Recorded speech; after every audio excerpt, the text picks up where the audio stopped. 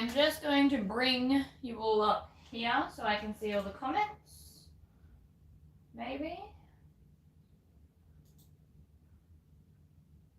Here we go.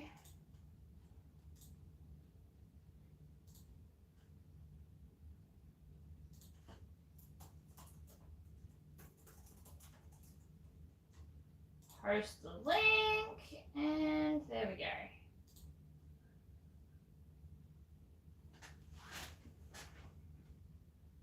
Hello! Oh, I'm having that thing again where I can't see my own live, but I can see the comments. That's fine. So we are using my Brother Domestic, because if you're not in my group, for anyone that's not in my group, the green machine is broken. So I can't do any videos until it's fixed.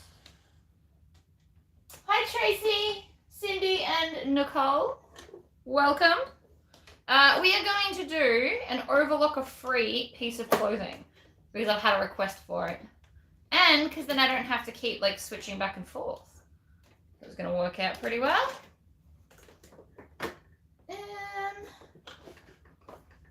We'll just wait till there's a few more people here. I'm also going to put some buttonholes in this shirt while I'm doing the buttonholes. If you want to make a shirt, you only really need 2 feet. You need your buttonhole foot, which mine's adjustable because it's a 1-step, and like a normal sewing foot. I'm using Resant thread today as well. So it should be good. Hi Marlene. So I'm looking here because this is where my computer is with all the comments so that I can keep up because I can't really see them from back there. I've got my bin, I've got my pattern. So I am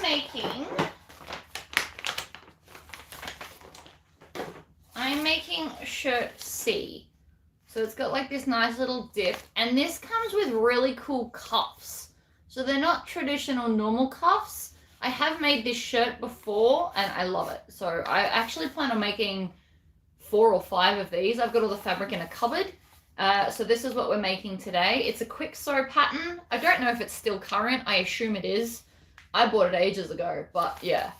This is what we're doing. Hi, Teresa. I got more hardware today too. I got another 3 boxes of it, so that's exciting. So after the video, I'm going to be counting hardware. I'm still waiting on the new colors of waterproof canvas to show up. I thought they'd be here by now, but apparently not. And I'm having Red Bull today. So this is actually a sew that I've never made as a non-live. But I did promise I'll keep doing lives on a Wednesday. And the things I was going to make were going to be on the green machine, which is broken. So, no such luck, I'm afraid. Oops. Just dropped my mouse. That's cool. So this is the cuff. It's like a cool, funky shape. I actually haven't interfaced it, which is potentially going to be a problem, but I can just twist you around and chat to you while I'm ironing. That's all right.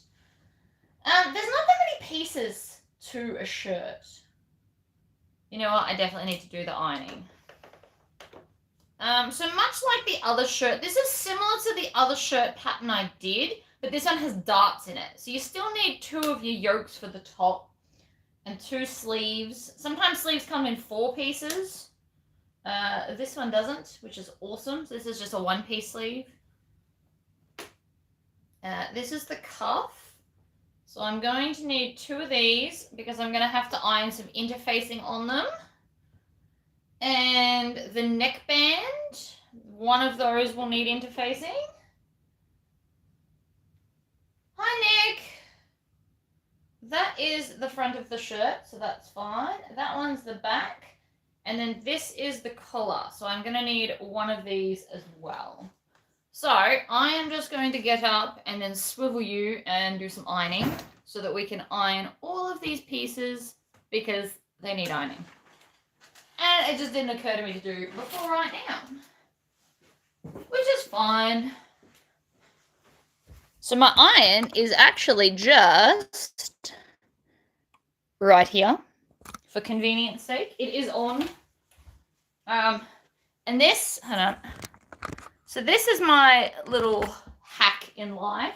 So I've got my interfacing on rolls above my iron so that I can just pull it down and lay the pieces down and iron. Now the only thing you will also need is a sheet of baking paper. So I use the same sheet till it goes brown enough that it annoys me, and then I just throw it out and get another one. Now, oh, thanks, Teresa.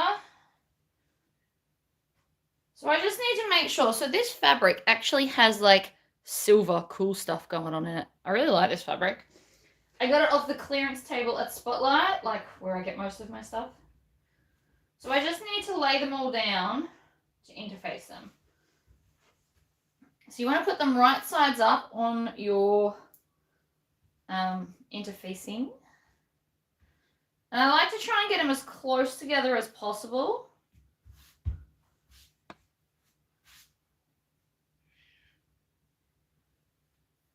And there is a right and a wrong way to most fabrics. So I'm just going to lay those down. And then I just put the baking paper over the top and then just iron over the top of everything. And so what this is doing is heating up and melting the glue, but then it's also not getting on my iron. Now I'm not leaving it for very long because I don't want to wreck the fabric. But I will have to do it a little bit longer because it didn't quite stick. And then we'll actually go back to the sewing machine.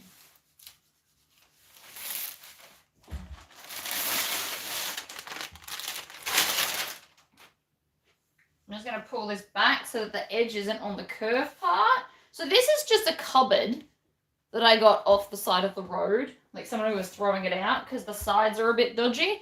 So I've just put some wood to stabilize the base. And it's now my sewing my ironing counter. And this is just some layers of fabric that I had lying around with some wadding in between. Morning, Liz. So yeah, this is my makeshift ironing station. And then it's got drawers and cupboards underneath. So underneath this particular cupboard, I've got, what have I got?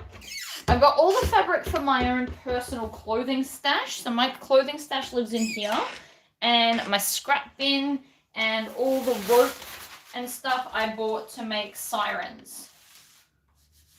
Which is a bag, a beach bag. Right. So now that that's done, normally I do it like section at a time, and then you can just cut them off the main panel of stabilizer. Interfacing, whatever way you want to look at it. So I'm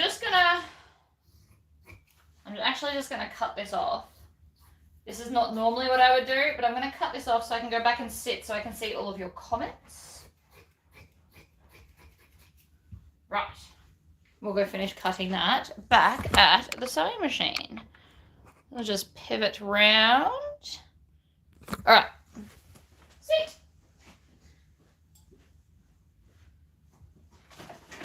And we're back. Good morning to everybody that I just missed. I couldn't see the comments. And they disappear really quickly on the phone. So now I just need to cut this out. Now you can obviously cut the interfacing separate and then iron them, but I definitely find this way quicker. Babysitting my crying 5-week-old grandson. Ah, that's awesome. You get to spend some time. I just heard a rumor that they're going to extend my lockdown, which means I will be out without my sewing machine for even longer. And my cylinder arm, it turns out I've only got the parts for the binding tool, so I've gone and bought a whole bunch of new stuff for my cylinder arm, so I can use that in videos. But who knows how long that'll take to get here. So I'm just cutting these out while we wait for a few more people, and then I'll actually start sewing. I also need to buy the appropriate needles to sew bags for this machine, so I'm probably going to do a Spotlight order today because I don't live near a Spotlight. Oh, and I got my, they took the money out of my account for my interfacing order. So I'm actually going to have the Insul Bright, which is the insulation that I've put inside my water bottle pattern, which is coming out as soon as we reach 10,000 followers, by the way. I've got about 50 to go, I think, or 60 or something. I don't actually know how many. I did check the other day. I was at like 9,940 something. So we don't have many more to go, and then I'm releasing a free pattern. I will be putting it both in my Facebook group and on my website for those that don't have Facebook, so that if you don't have Facebook, I promise you're not going to miss out. I should also do that to the Pouchels pattern because I haven't put that on my website. Hi, Emily. Hi, Tammy. I am much better today. I am much less miserable about my machine today than I was yesterday. So I'm just cutting the excess stabilizer, interfacing off. I keep calling it stabilizer. I'm really not sure why.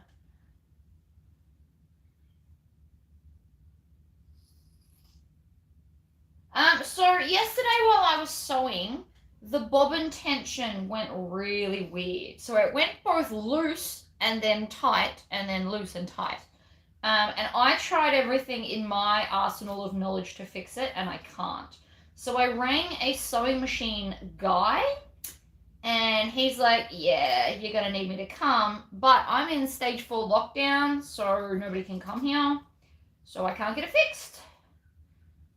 He charges about $80 an hour, but he lives 58 kilometers from me, so it's going to cost me like the round trip and the time to fix it, which is fine. I don't mind paying it because I am aware that I live remote. But it's more the fact that I don't have a sewing machine. I mean, I've got this one. I don't make bags on this because I don't have a Teflon foot and stuff. So I'm probably also going to go and order one of them today. Hopefully find an express post place so I can get it soon. And my cylinder arm, I've only got the binding attachments for everything. So I needed to order a new plate so it's flat so that it doesn't kind of jut upwards, because that is also wrecking my stitches. So all in all, I wasn't winning yesterday, so I gave up and stopped sewing. I didn't even finish the new pattern I'm designing. I just quit in a hissy fit. Alright, anyway, I am feeling much better today, so it's fine. So we are going to start with our back piece, which should be cut on the fold. And if you didn't do that, just put a seam there, you'll be right. Oh, and this has also got a dart in it. So I know you probably can't see, but I've marked the dots. So what I might do is move that, and we'll start with the darts. Now this is probably going to be really hard for me to mark because it's floaty black fabric, but we're going to do it anyway. So all I do is I lay this down and line it up with a corner. So I'm going to put it there and then smooth everything out. You can also pin this down, but it's not really going to help me in a second. So I'm going to lay this down like this. And then my point is there, there, there. So it's going to make like a diamond shape. So I need my chalk pencil, a Chaco pen. I love these things. Hi, Kathy. I'll always be busy. There's always sewing stuff to do. And like someone pointed out to me, I could also always just prep everything until the machine's fixed. The problem with that plan is that I'm just going to have piles of cut fabric everywhere, and I don't love that plan. I also just realized I had it the wrong way, so you need back facing up to mark all of these points. And as you can see, I have done next to no prep for this video. I just woke up and went, okay, let's go. So my marker's here. I'm going to fold it up. And then I put a cross so that I know where the center is. Hi, Dawn. My birthday was pretty chill. I just hung at home. It was nice though. I ate lots of junk food. All right. So this is the hardest bit, is to mark this on a, like this much table space. If I was smart, I probably would have set up a different desk instead of trying to be on the green machine. But it is what it is. I've done it now. All right. You're not going to be able to see this. Oh, yes, you will. See my little 4-point diamond? So now we need some pins. Ugh. So the main problem with my green machine is it needs a service. I torture it a little bit, I think, is the problem. All right, so I'm going to take a pin and I'm going to put it in one dot and then out at the other dot where they're in the center. And I'm going to make the pin so it's straight and then push it down like that.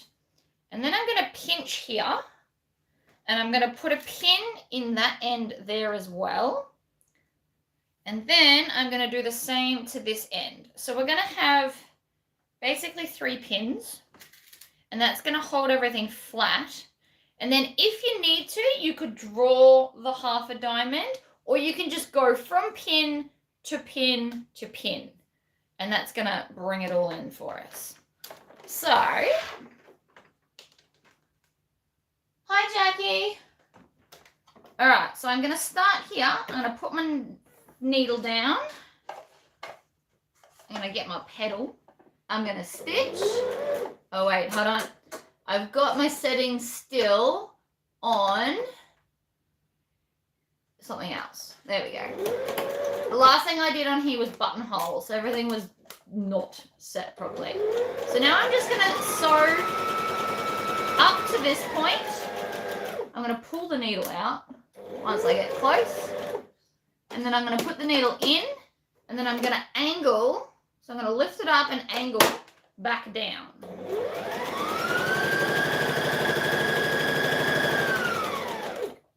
Take the pin out, stitch, back stitch, needle up, and this here is a cutter for anyone that doesn't know. It cuts your thread off.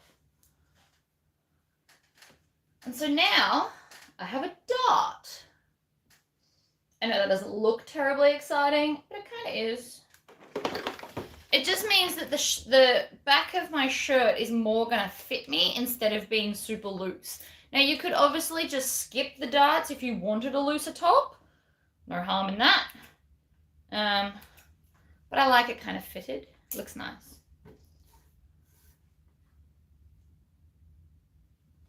I love making clothes. I love that nobody else anywhere near me has the same clothes as me.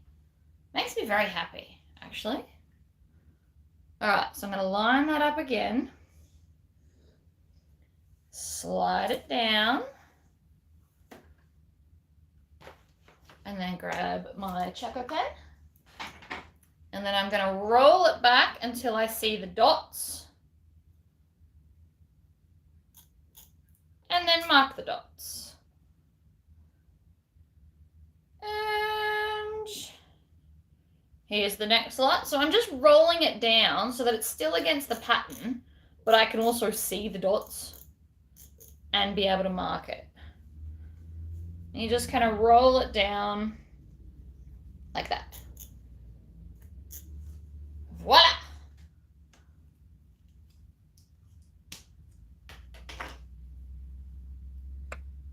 Okie dokie. So I can fold that pattern piece up now and put it away. I don't need that one anymore. And I do this even when I'm not on camera because I like to eliminate pattern pieces. The less, the better, in my opinion.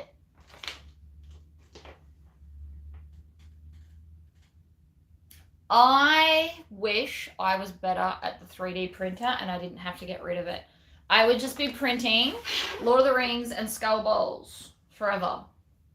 I also wanted to do zipper pulls. That was going to be my really cool thing. I was going to get zippers that were just kind of blanks and then put zipper pulls on them in different colors. But me and that technology were not friends, to say the least. Oh, thank you. So this is a cotton spandex that I got from Spotlight when it was having a 40% off sale. This is actually a bodysuit, so it comes down and clips with cam presses at the crotch. I love bodysuits, especially for winter. I'm quite warm. Did my son enjoy his birthday? Oh my god, there was 26 kids at my house. We had a jumping castle. So on base, where I live, they've got like a community center that has a bunch of stuff to hire. So we hired a jumping castle for the whole weekend for $40. So that's pretty much all the kids did. The piñata I bought was such a bust. My kid hit it twice and the head fell off. So it wasn't really much of a piñata party. But the kids really, I just ripped it open and threw the lollies and the kids just went and got them anyway. But yeah, a bit of a bust on the piñata, and I spent like $15 for 2 hits. That's $12.50 a hit. I was very disappointed. But what do you do?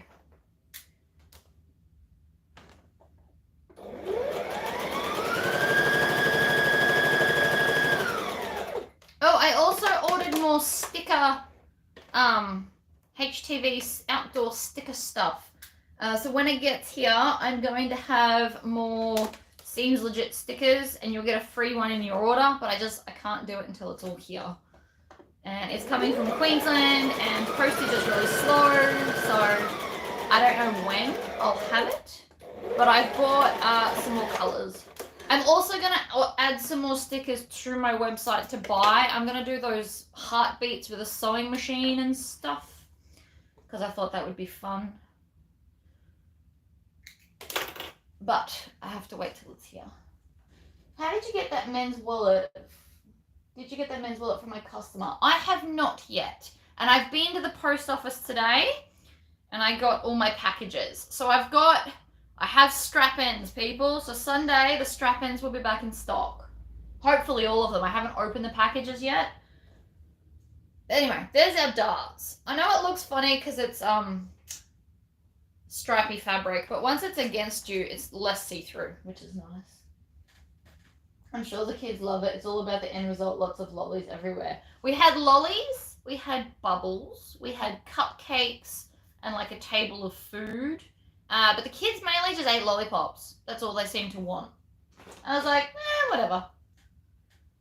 Okay, so we now need our yoke pattern. So you should have 2 of those. And then again, I can put this away.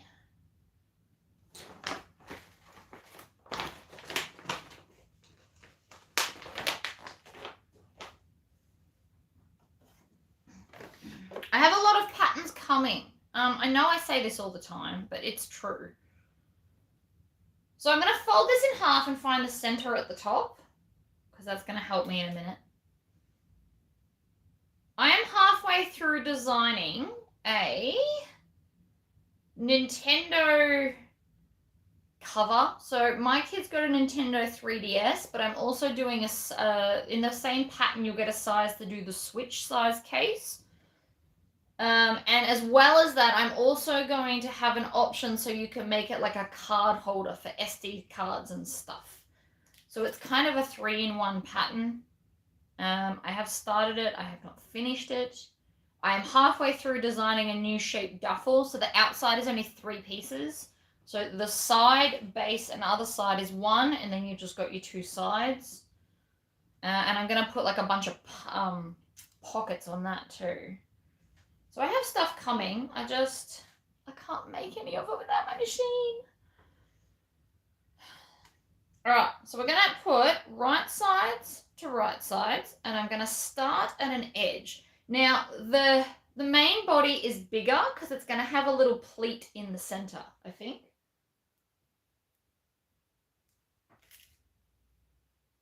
Oh, I broke the green machine. It's down and out until I can get a mechanic to fix it. Such a bummer. I was very sad yesterday. So the duffel, I'm doing a different shaped duffel. I don't think I've seen this pattern around. I tend to have a bit of a browse, and if the pattern in my head looks very, very similar to something someone's already designed, I just don't bother. Because I like to try and have some different stuff going on. So, with that being said, this duffel looks awesome. So, well, it does in my head, and I've cut the pieces, but I don't think this machine is going to handle upholstery weight fabric with interfacing on it. I'm going to try, but I can't make any promises there. So I'm just pinning these together from outsides to center. And you know what? It actually matches up, so I don't really need to have anything there. That's cool. So that's 2, right? So I've got right sides to right sides that way. Now I'm going to take this one and just put the right side against all of this, like that.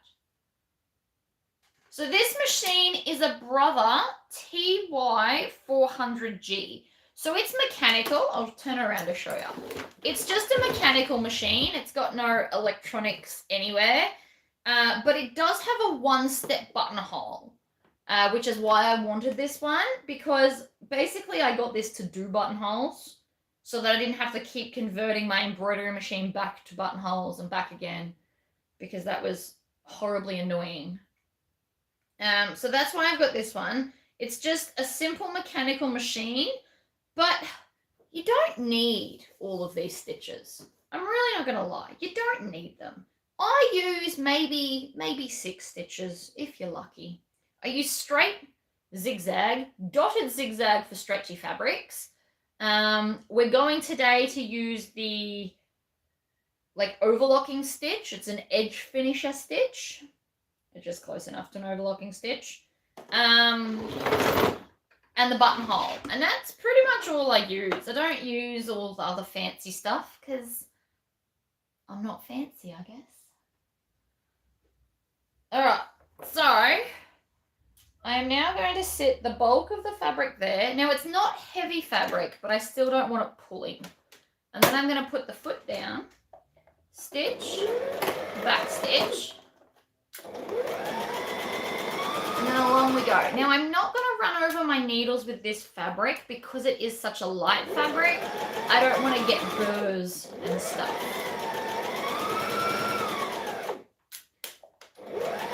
I'm also sitting very awkwardly. I should have set up a desk instead of sitting here, but oh well. Too late now. I was watching Jessie Oakler Roots and she did the poolside tote from Noodlehead. Not like your siren. Fair enough. I haven't actually... I really need to delve into other designers, but the designers that I do videos for, they just keep making new patterns. So I've got such a list of bags I want to do for everyone, and no time to do anything. All right, so now from the outside, you've got no raw edges there. However, I don't necessarily trust that this fabric isn't going to have a meltdown because it is such a lightweight one. So we're going to go...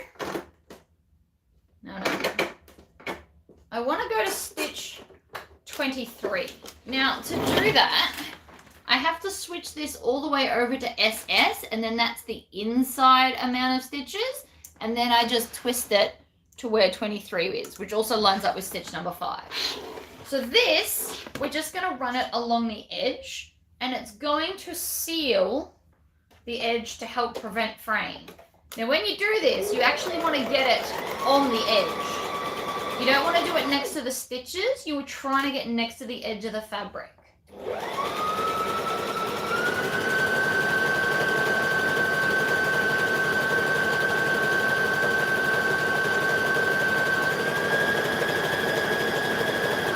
Like overlocking, but just slower, really. And I'm going to show you what it looks like up close in a second.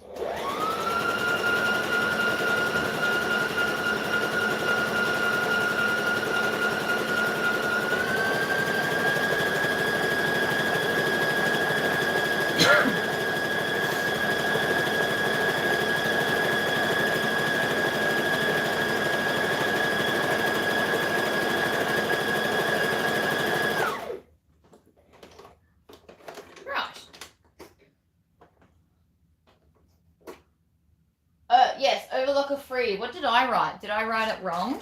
So this is what it looks like up close. So even though it looks like it's going to fray, it's actually got stitches there, and that's the worst it's going to do. So we're going to do that on all the seams. No, it's supposed to say no overlocker. I possibly wrote it wrong. That does sound like something I would do. But it's supposed to be an overlocker-free blouse with buttons and stuff. Hi, Kelly. Is there anything that I've sewn that I haven't? I've got a simplicity pattern, and it's a stuffed animal, and it's a dragon that sits on your shoulder. I want to do that as a video. I've got the fluff. I just haven't done it. So that also might happen since I'm stuck on this machine.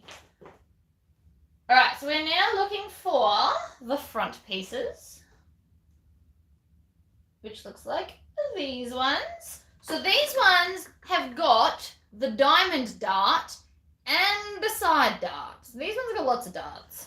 So we need to do the darts before we add it to our main piece. Now this is quite a long, this is a very long shirt. I feel like I've stuffed up the cutting. I think it's too long, but anyway, deal with that in a minute.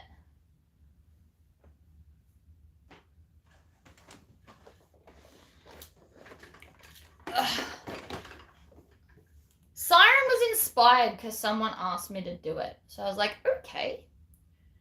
Someone's like, I need a beach bag. I'm like, I'll design one, because that's pretty much what I do. If I've got mates that go, hey, can you do this? The answer is usually yes. So we're putting it right sides down. And then we've got to mark a lot of stuff. Yes, so when I go horse riding, the shirts I go horse riding in don't have darts. They're just relatively loose, and so I've got free movement. But I like wearing ones with darts because I like to have shape in my street clothes. Horse riding's a bit different. I require the movement more than I require the fashion. But I have made, so this top that I'm making, I've worn it a few times in a different color in videos. So it's green, like a washed out green with flowers on it. I know I've worn it in videos. And it's got really cool cuffs. So that's what we're making. All right, so that's my side dart measured. Now I need to come over here and measure the dots. So you want to line it up and then roll it back, and then 1, 2, and the last one. Now all clothing patterns come with a 5/8 of an inch seam allowance. That's just how they write them, which is 1.5 centimeters. So it works for both metric and imperial. The downside, so okay, a lot of people ask me, why do my patterns come in inches when I live in Australia and everything in Australia is centimeters? And the answer is pretty simple, because every ruler and cutting mat and just everything comes in inches. So trying to stand there and mentally convert it while I'm standing at a board that's in inches is just pointless. Also, America still uses imperial, and they're my second biggest market next to Australians. So I just keep it as inches. So a lot of people ask me about my zipper templates. Why don't they come in centimeters? That is why Because the bag world is all in inches. So why would I come and try and disrupt that? That just feels silly. Also, the plates. So this plate over here on my green machine comes in inch marks. Oops, I am on the wrong stitch. Did you see that? We're trying to do straight, not an overlocking stitch. So that's one thing I am going to have to remember today, is to switch it back each time. All right, there. Lift it up, angle it back.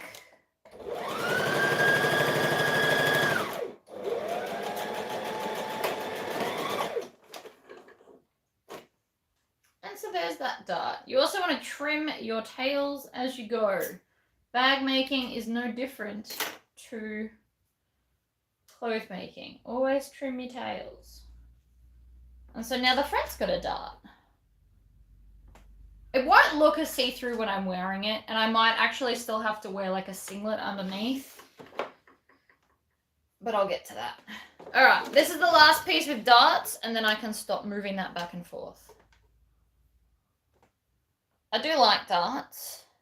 It is worth it. It's just going to make the video go longer. So I hope you've all got time. I love my zipper templates. I use them for everything. And I am going to make sure that all of my patterns come in acrylic templates because that just has to happen. I love using acrylic templates. I know they're a bit pricey, and so therefore I know a lot of you won't purchase them, and that's totally understandable. But if you sew to sell, or if you plan on making one pattern for everybody in your family, it is much quicker to use them.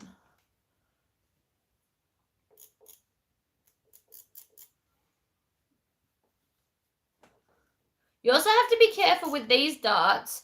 Because the two dots are near each other, you need to make sure that you don't go to the wrong one. So a good way to do that is to mark it like this with the little dots. I don't need to do that, but that is just something that I wanted to show you. So if you put it like that, you'll know that that dot goes with that one and you don't accidentally try and do it to the other one. Because I have done that when I first started sewing. So that's why I'm telling you. All the mistakes I made, I'm trying to help you not make. Hi, Jocelyn. I was in Townsville. I don't think we're moving there next, though. Don't think we're going back there just yet. All right. So I'm going to fold it back, mark the darts. Oh, I've got something in my throat again.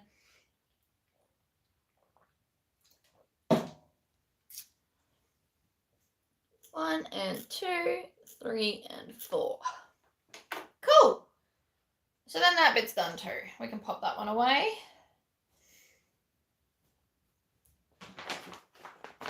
Yeah, it's freezing here. The other day, it was -2 degrees where I live. It was horrible.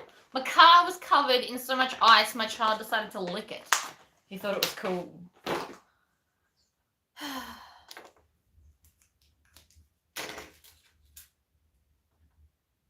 Alright, so in one side of the dart and then out the other, because what that does is it brings it together.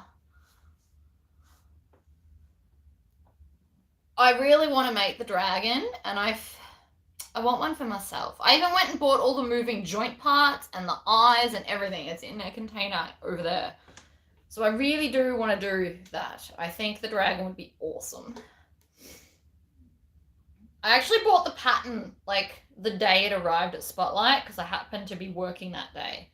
So I've had it for ages. I just haven't done it. Because who doesn't want a dragon sitting on their shoulder? It's shaped to like sit and stay put, and I'm just very excited about that. All right. So the dragon pattern is with fabric. You make it out of like fur and stuff. And I've got so much cool dragon scale fabrics that I could use. Alright. Oops. So there. angle at the back. Now, if you're not good at eyeballing this, you should definitely draw the lines. It is. It's a stuffed animal. But it's not done in the embroidery machine. It's done on like here. So I will do this. Okay, so the bell sleeve dress is going to be tomorrow's video. Because I really want to wear it. It looks like a really comfortable winter dress with the fabric that I've picked. And it's cold here and I want to wear dresses. I've bought myself black, like really thick winter leggings. They come with like fluff on the inside. So I need to start making myself some winter dresses to wear. So I'm going to make the pink one. And then I've got blue fabric in the same fabric but in blue. So I'm probably going to make that dress in both the pink and the blue. And even though that's ridiculous, I'm going to do it anyway. So I will be doing the bell sleeve dress because I know you're all excited. I will be overlocking that one though. So I have been waiting to make this so that I could change the overlocker out of black. But today we're not even using the overlocker anyway. So we're going to go and take back the bit we've already sewn. And I'm going to grab just the right sides and I'm going to fold this half down. We're going to do the burrito method. I don't know if that's what it's called. It's what I call it. So the dragon's, probably about that big head to tail. It's got like little horns and stuff. And so you can do options. You can make it have like a fluffy back strip or it can have little spikes that you sew. And it can have wings, and it's got if I can remember, if someone can look at what the pattern number is, I can run over to my cupboard and pull it out and show you. All right, so we're going to put right sides together and have the straight bit in the middle. So I've got some really cool dragon fabric. I really want to make it. And I think the pattern's already been traced out, which is even better. I just need to do it. I'm also going to do a hoodie, which should be a really quick sew because there's not that many pieces to it. Alright, then I'm going to take this side and put it at the shoulder seam. So the top shoulder seam, I'm just attaching to here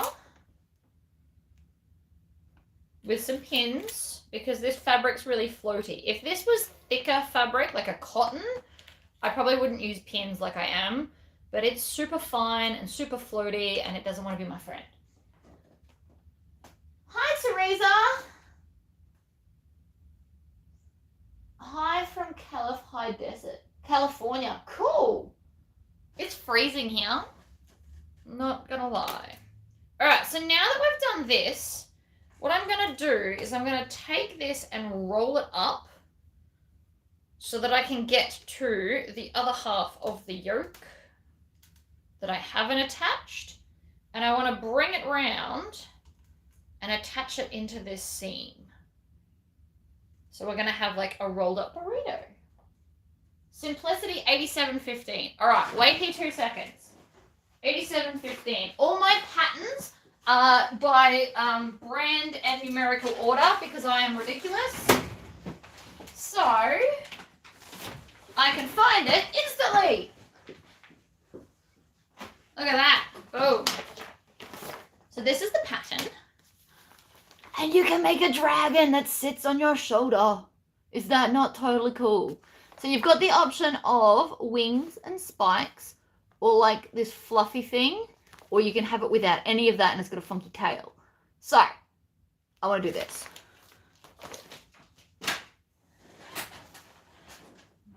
I did. I've sewed 2 front darts. No, 4 front darts technically. 2 on each piece, 2 back darts. And I've sewed the yoke on, and now I am making the burrito method to sew the shoulder seams. So that's the dragon anyway. I want to make a few because I want one for me, and I guarantee my child's going to want one once he realizes it sits on his shoulder. And you can sit them like on the edge of your couch or your like your thicker chairs and stuff. I just think it's really cool. And I lied and I haven't cut out the pattern, so I need to trace the pattern out. But since I can't use my machine at the moment, I've got the time. Alright, so now we're going to sew the shoulder seams, making sure we don't catch the rest of the top in it. Which should be easy enough because it's quite fine fabric, so it should fit in there quite well. Right, needle down. We're going to stitch, we're going to back stitch.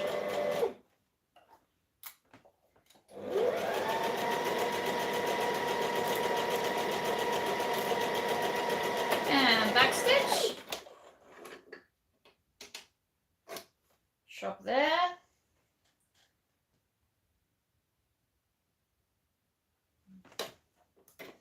I've even got all the stuffing and everything. Like, I could make it today if I could, you know, trace it out. But if I'm doing a second one today, I'm probably going to do the bell dress. Stitch, back stitch, pull it out, chop it off, take your pins out. Now, before I pull it through, I'm going to do that same thing again, where I'm going to overlock this edge part just because I don't want it to fray. So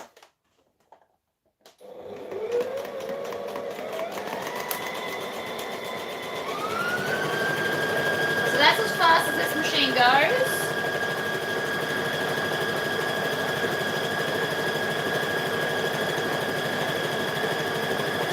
Then when I get to the end, I'm just going to grab this one and push it up and chain stitch it, because I love chain stitching.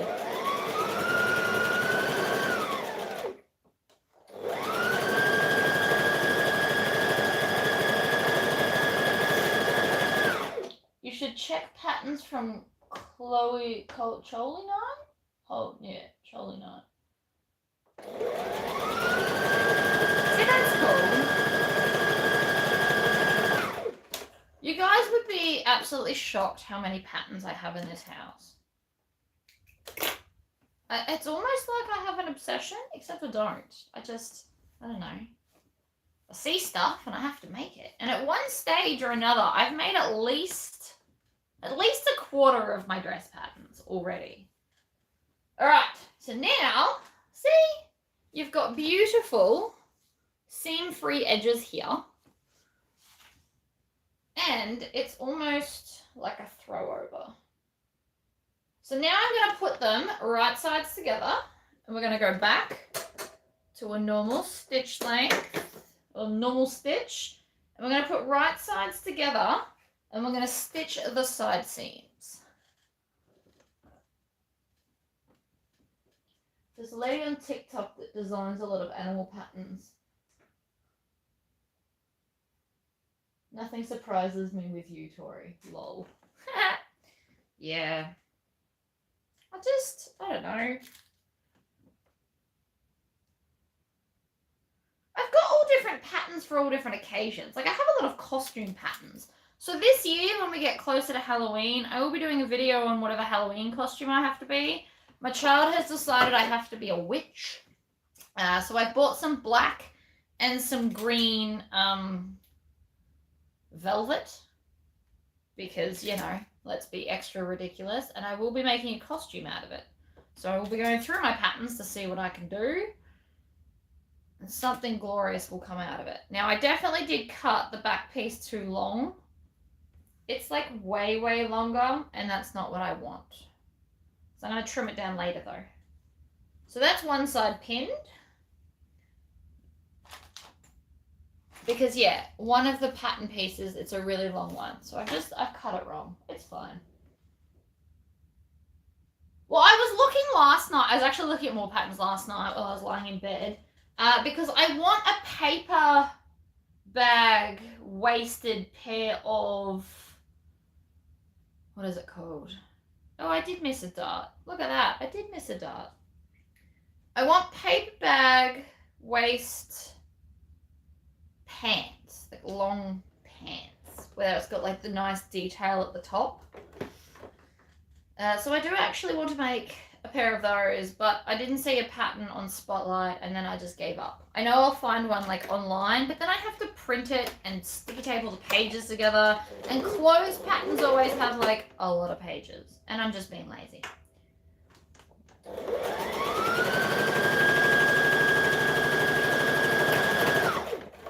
Right, forgot that dart before. Problem solved. It's done now.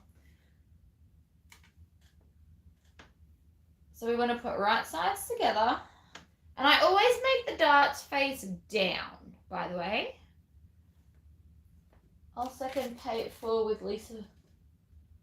According to Spotlight, the dragon pattern, so all Spotlight patterns at the moment are $7. And then you get an extra 10% off if you're a member, which you can't really buy stuff online without being a member.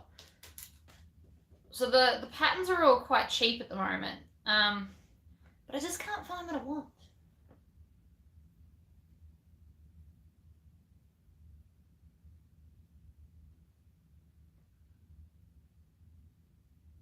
I'll second pay it forward with Lisa Pay. Wonderful little stuffed toys and other scrapbuster ideas. Alright, you guys send me a link and I'll play with them.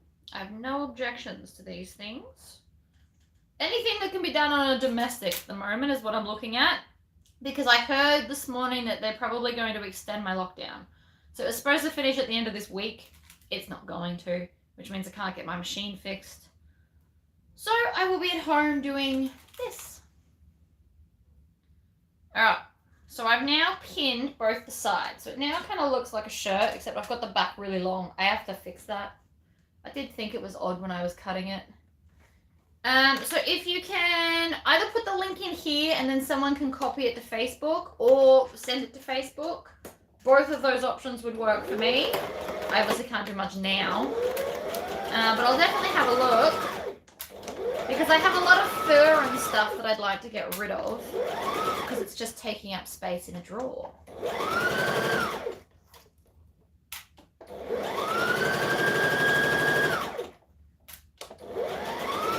And my mission is to have stuffle fabric by the time I move at the end of the year. Right, so I'm stopping stitching here because all of that bit is the long bit that I don't need to stitch. I'm actually going to chop half of that off. Then we're going to do this side. I do have other machines, and if this one breaks, I have another backup of a domestic, because somebody that was on base moved back to America and she couldn't take it because of the power, whatever. So I've got that machine over there as well. So I have a backup for this one, so I can do clothes forever. And once all the parts come for my cylinder arm, it's going to make sewing on that a lot easier. And yeah, like I've ordered it all. It's just a waiting game, which I'm very impatient and not good at waiting.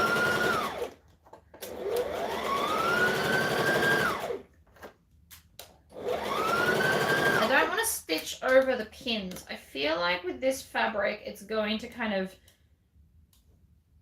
I don't know, give me grief.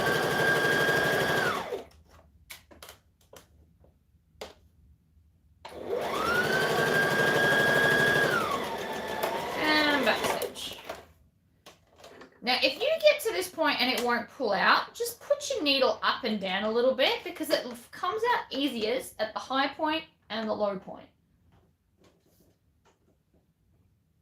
Bye, Marlene.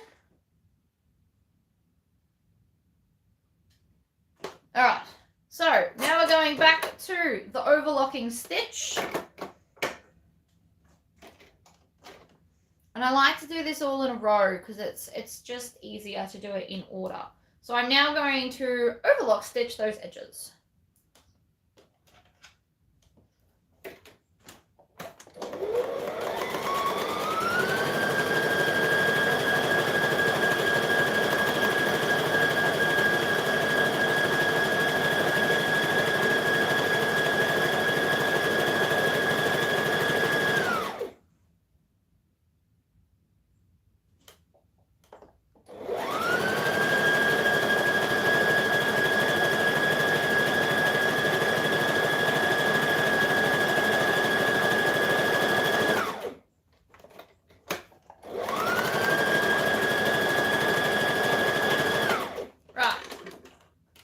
That's one side done.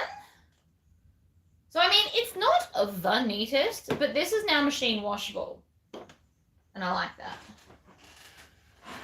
Ugh. And any flyaways you can just trim off. Like that. Do you know I don't use pin cushions? I use a magnetic pin thing. If you're ever going to make yourself a pin cushion, little tip for you, fill it full of steel wool, not cotton wool. So every time you stab your pins in, they get sharper, not blunter. But that's the reason I don't use them, because I can't be bothered making one. I should. Be a nice little video, but I just don't use them. I like my magnetic pin board. I can just turf them on and it's good. I've made some in the past. I made myself a duck, which was very cool. But yeah, so steel wool, you can get it from like Bunnings, hardware stores, stuff like that. You don't want the one from the supermarket that's got the soap on it because that's weird. But you just put steel wool in and so it will sharpen your pins. In the same respect, so when you buy one of those tomatoes with the little strawberry, the strawberry's full of steel wool to sharpen them. So you just make the whole thing a big sharpener. Problem solved.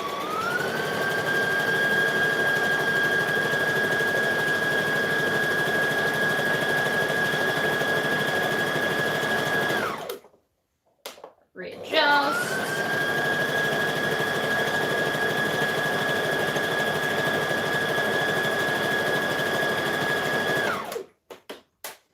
Needle up, chop, back to a normal stitch. Yeah, cool. Okay. So now we've got like a shirt. Now my back's way too long. That's my bad.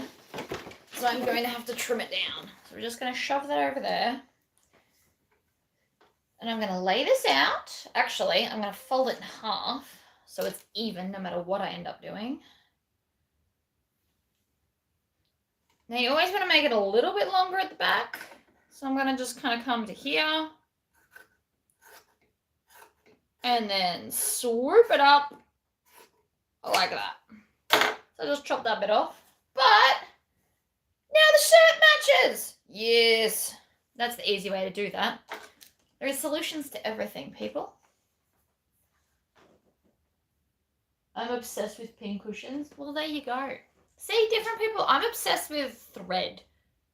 Underneath here, where I'm sitting, is actually a thing full of like every color thread I can get. And I love gadgets. I've been buying up gadgets to show yous. Every time I see a gadget, I'm like, ooh, let's play with that. Which is why I have so many different like cam press dies. I don't know. I like gadgets. Everyone has a thing. Clothing is easy. That was easy enough. You know the general shape you want. You want it to swoop up because that's what the pattern does, right? So I just copied the general pattern shape. Swoop it up to where I stopped sewing.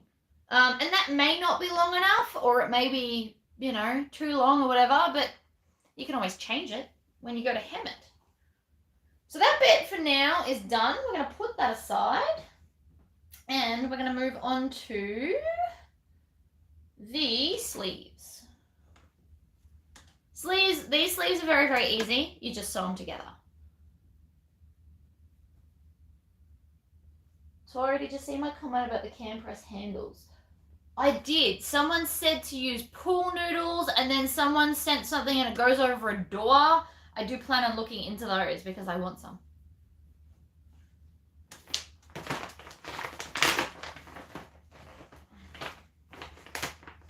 All right. This is a very small space. I should not have set up here. That was not smart on my behalf.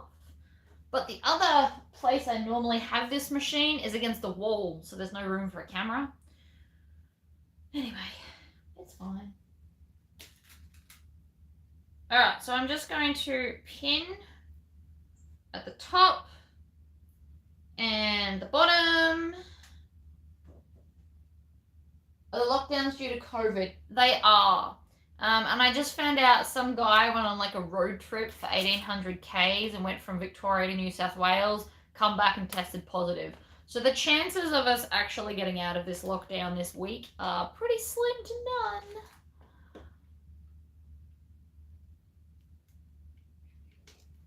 But such is life. I don't mind being in lockdown. I'm just not happy being in lockdown with a broken sewing machine. The lockdown itself, I work from home. It's not a real big deal for me.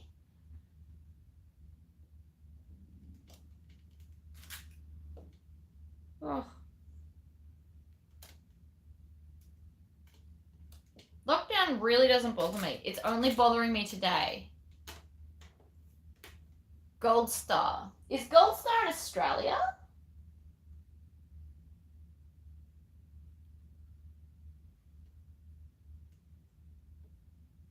Alright. That's one pin. I'm going to pin both of them so I can chain sew them. I won't run out of battery power today either. I have plugged in my phone. Hi, Amanda.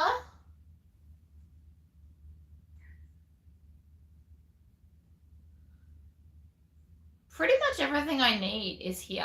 And there's like a local convenience store 900 meters from my house that has everything I could otherwise need.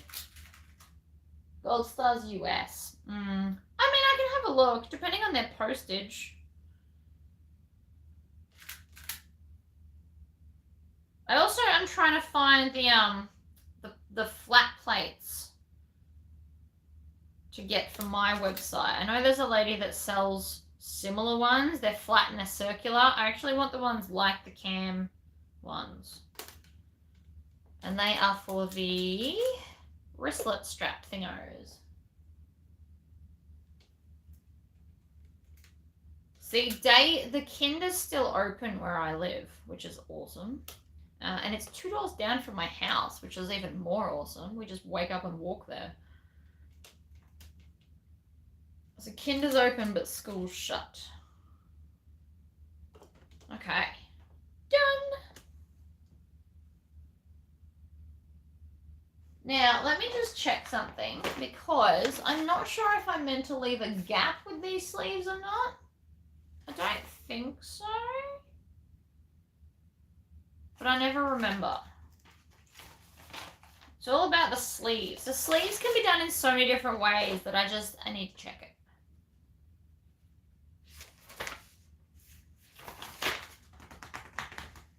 I like Quick Sew's patterns are made out of like a more solid paper.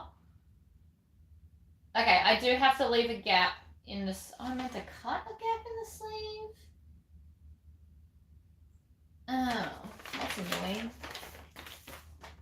Alright, well, I can sew this at least. Alright, under we go. Foot on the pedal.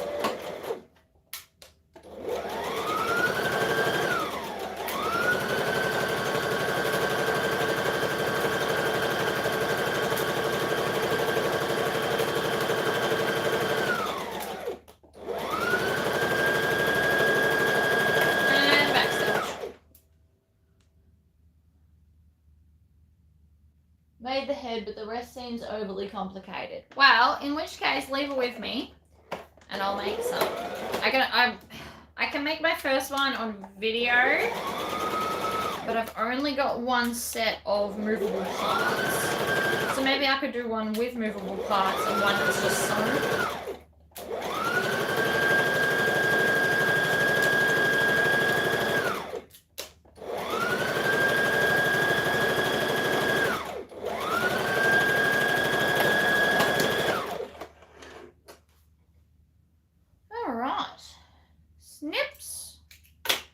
Then back to our overlocking stitch. And we're going to overlock that now. Well, you know, finish the edge or whatever they call it. Edge finishing seam.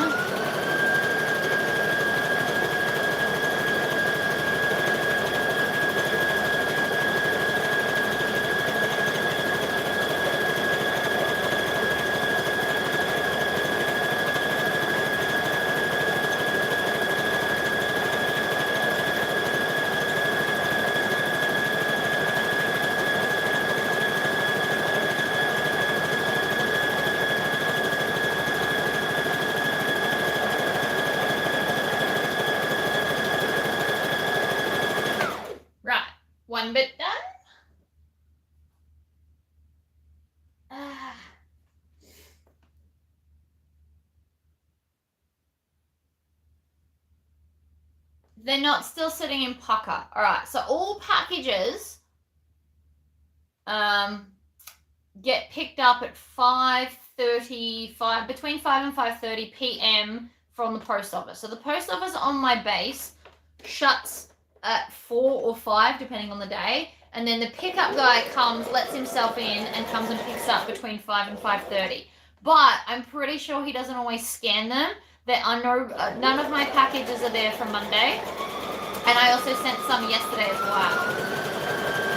So he just hasn't scanned it, but I promise they have gone, because the dude comes, I see the truck all the time.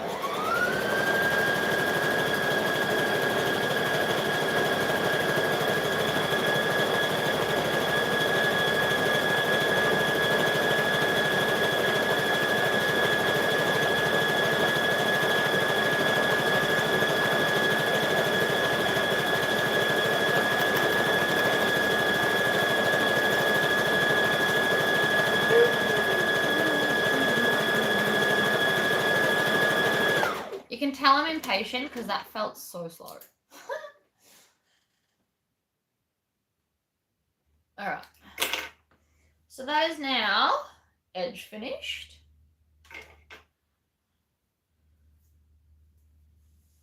And I think I'm going to be lazy and not put the split because I can get it on and that's what I care about. So I'm just changing the pattern. Ha-ha. All right, cuffs. So we should have 2 that have interfacing,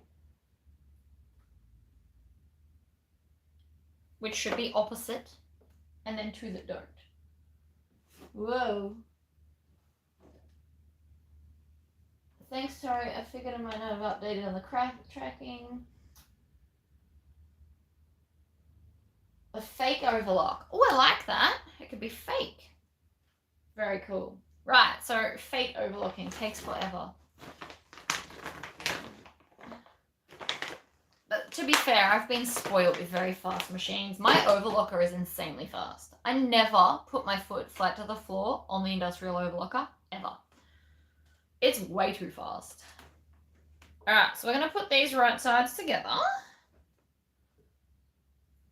And we're going to stitch all the edges but this one. But I'm going to pin it again because, you know, pinning is good.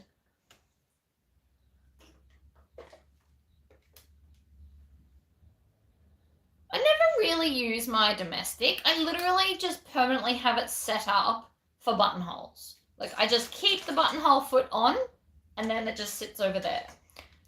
So every time I need to do buttonholes, I can just quickly do them and it's not a mission. It's not a bad thing. I guess I'm spoiled. My other machine goes faster, does what I want. I tend to not move off. Like, everyone's got a favorite machine. I don't care if you've got 6 and you love them all. There's one that you love more. There's one that you always prefer to sew on. I am working on that to actually be the cylinder arm, but I needed to buy all the correct parts because when I bought it, it was secondhand and it only come with all the stuff for binding. So there's like, what, 1, 2, 3, there's like 4 parts that you have to change to make it a binding machine versus a normal one. And it only come with those. So I've now slowly been buying all the other parts. So I've now got like the proper foot. I've got the flat plate, but I just need like the flat side plate. I need the flat plate that goes underneath the foot. So that's what I've ordered. It'll be here when it's here. So this machine is a TY400G. So it is a mechanical. It's not electrical. It's just mechanical, but it does do a 1-step buttonhole. Whoops.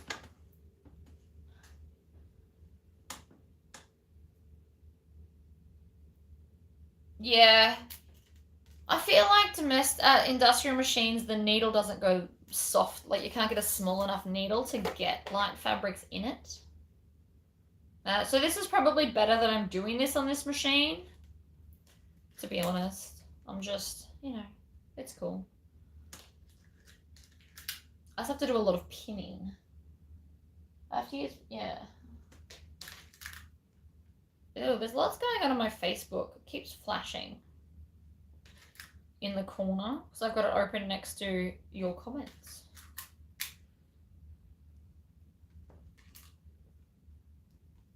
So you just want to make sure you've got everything right sides together. Now this fabric's harder to see right side from wrong side, but it's not impossible.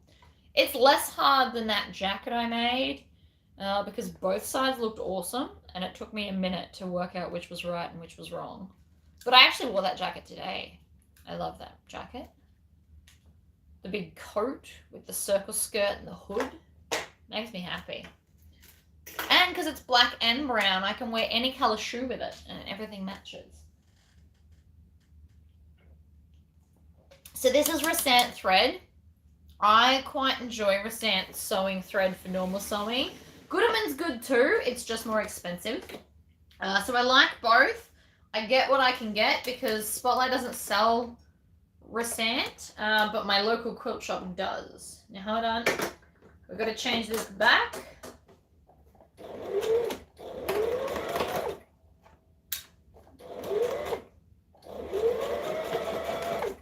Okay, that doesn't want to do that. So I'm going to start from the other side and go upside down because that just wasn't happening.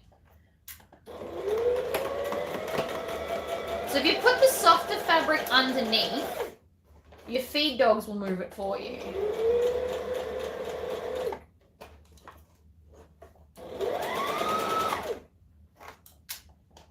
Because the other way, it was just chewing the fabric. So by switching it over, I've solved my problem. Needle down, pivot. So I still need to do my picnic rug. I don't know if you guys were following along with that, but I've made all the half square triangles. They're living in one of my many drawers. But there is no, actually, maybe I could finish that on here. That would empty half my drawers, which would be awesome.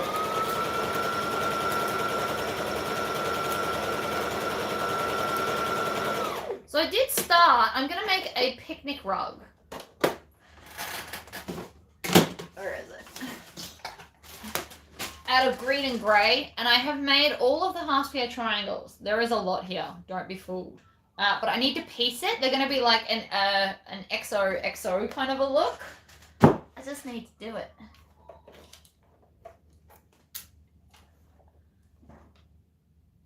Well, I'm back on my fabric ban because when I went off it that one day, I bought like a lot of vinyl. And I bought a lot of like pre-order vinyl and stuff from Lula Eve and somewhere else. Because I have issues, but their fabric is fabulous. I actually have a Lula Eve fabric I want to do as a video. It'll be the next one I cut for a video. It's a bit monstrous, but it's Care Bears and My Little Pony, but like a messed up version of them, and I absolutely love it.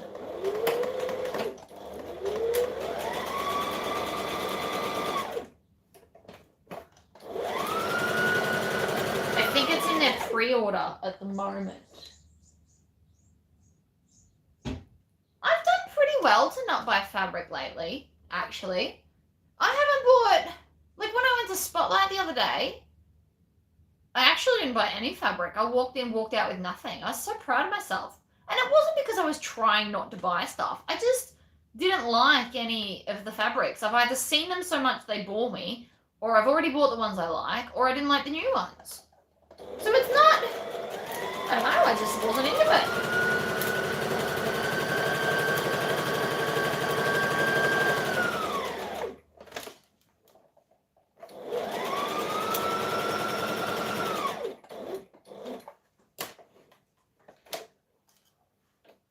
I'm getting more colors of waterproof canvas, guys. They are in the mail. I actually expected them last week, so I'm kind of hoping they'll be here tomorrow or Friday. I have ordered, I looked it up, I have ordered white, yellow, pale pink, navy, brown, and dark green. So I've got 6 new colors coming when it gets here. I just bought 10 meters of each, so I will do the same, you know, pre-cuts of them all. Bye, Amanda. Thank you for popping in.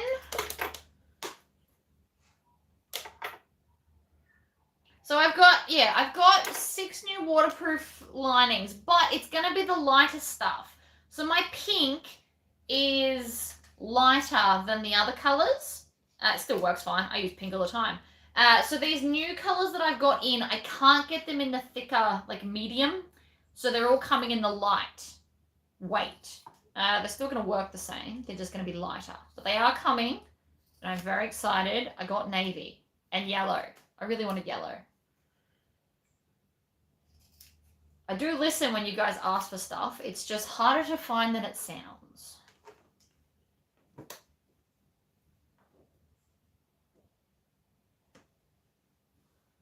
So now I'm just cutting out all like the angles so that it's going to turn nicer in a second.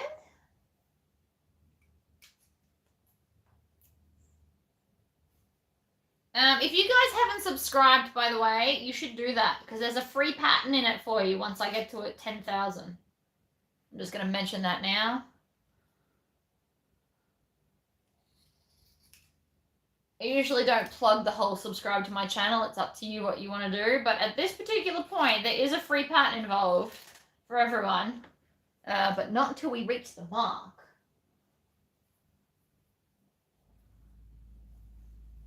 So now I'm just going to poke out all the edges.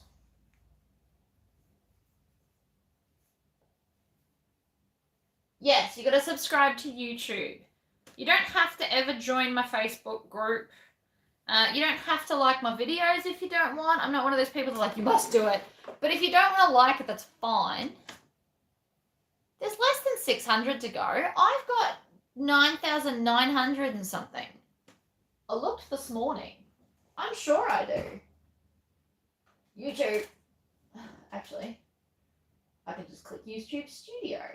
So currently I have got 9,945. So I need 55 more people to subscribe.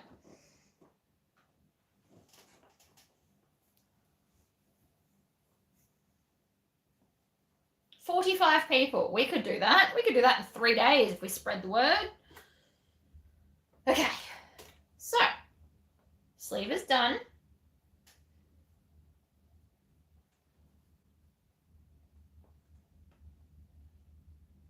Yeah, which makes it 0.06, which makes it 60, Mum.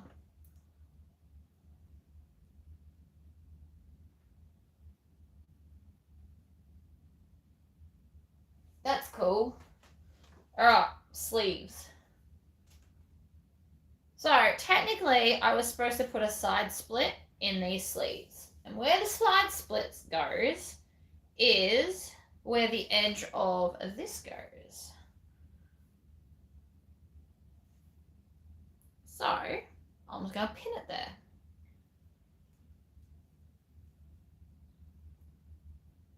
I didn't put the split, I was being lazy, but it fits, so I'm okay with that decision. So I'm going to pin, the right sides. I've got to turn my sleeves in the right way. Like that. Turn your sleeves out the right way.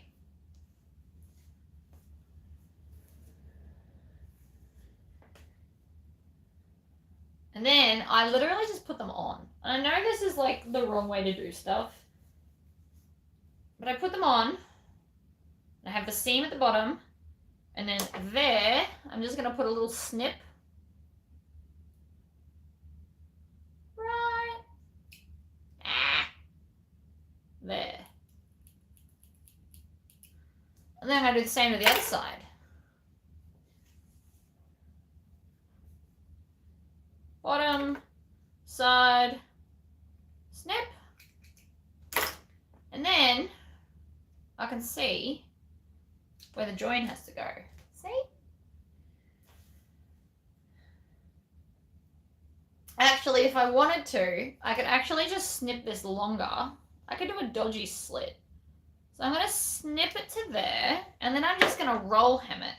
And that's going to do the same thing. And then I'll have the slit and do the pattern almost properly.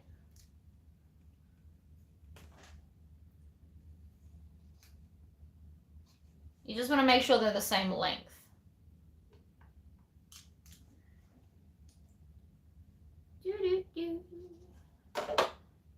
Yeah, cool. Right, so I've put a slit. Now I can just roll hem it and stitch it down. And it's going to do the same thing. And then technically I'm almost following the pattern the way it tells me to.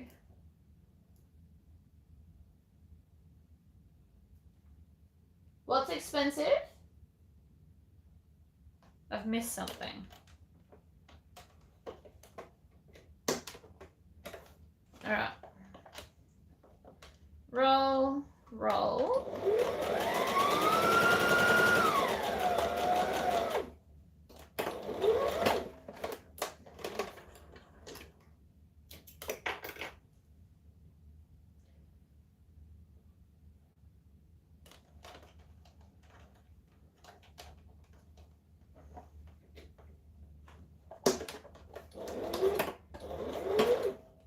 So I'm just roll hemming the cut that I've decided I need because the pattern says so, so I did it.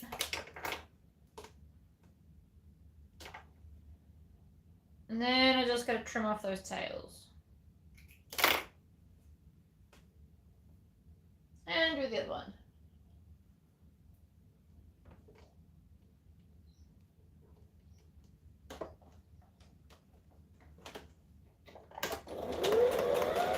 This definitely does take longer without an overlocker, I'm not gonna lie.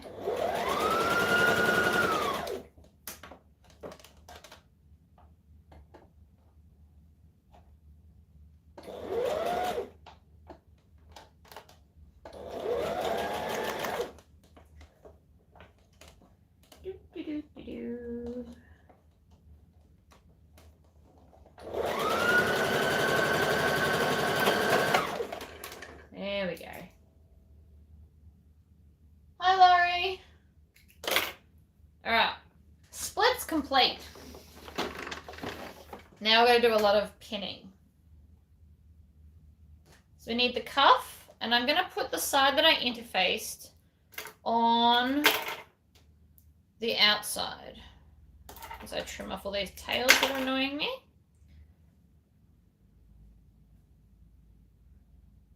So right sides together like this.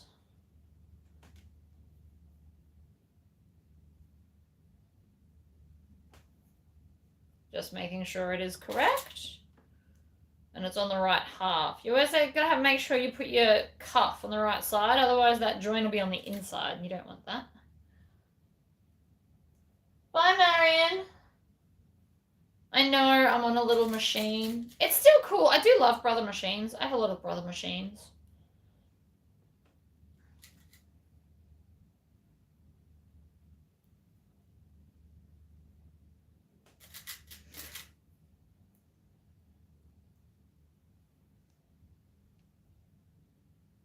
So we're just pinning around from one side to the other is the big plan. See how that works there?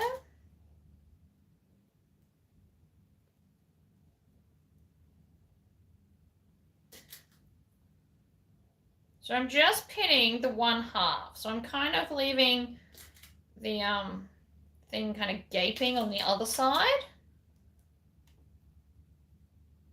I'll show you in a sec. Right, so what I've done is I've pinned the cuff on, but only half of it, because I'm going to tuck this under and top stitch it in a minute. Where's my other cuff? There it is. So that's that one done. So now I'm going to grab this one, and we're going to grab the edge and the half that I've interfaced and put that against there, and then pin the other way.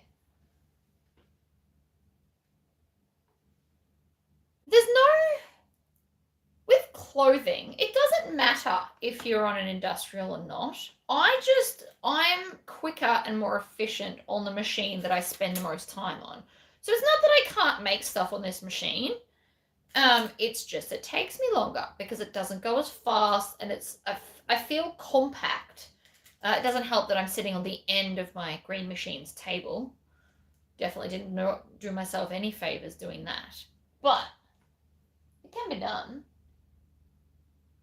You could definitely use 3/4 straps on the whippersnapper instead of full 1 inch. I just mainly sell 1 inch, so I did 1 inch. You can make them thicker, you can make them thinner. Wouldn't matter.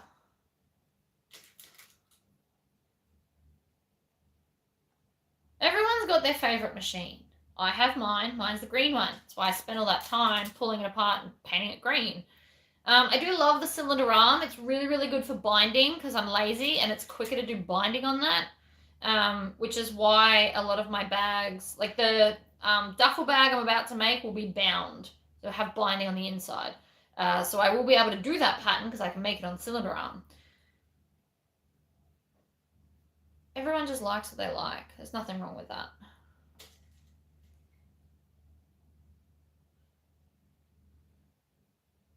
Domestics are awesome. I have no objections to using a domestic. I don't know how bag making is going to go on this because this is like a super basic machine and I don't know if it's going to like the layers. But it's not going to stop me from trying. I will try. It'll just be, you know, a matter of if it works or not. I'm also going to go through a lot of Teflon tape because I don't have a Teflon foot for a domestic. I love the wench wallet. I'm a little bit addicted to making them. I'm trying to force myself to have a break from them because I make a lot, but I do love them. They're fun. Alright, so I'm now going to stitch around the cuff. Whoa.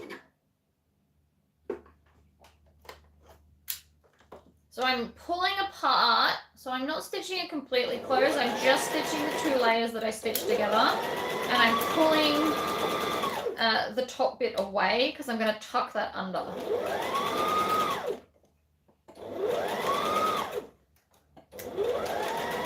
Pull the pins out as I go.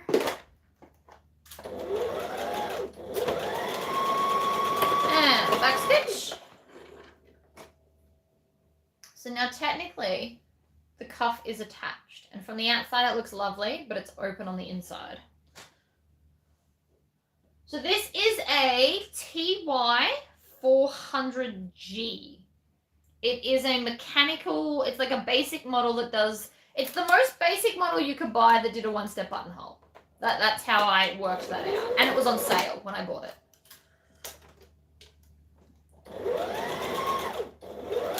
It doesn't have speed control or anything, like it's just super basic, but I mainly bought it to do buttonholes and it does them very well, so.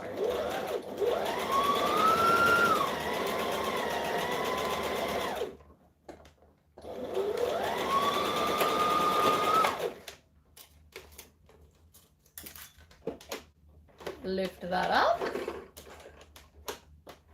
See how I've got too many threads there? I can see that. I've got like 1 too many in the bottom. You just gotta pull on one until it comes out. There we go. Do you own McCall 6800? Oh, what does it look like?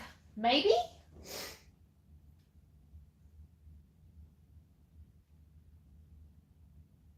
I might. I don't know. It depends on what it is. If you can describe it to me, I might be able to tell you without looking.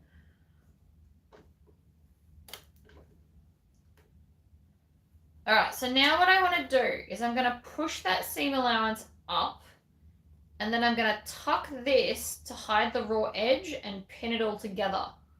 And that's going to hide all the raw edges and finish off the sleeve.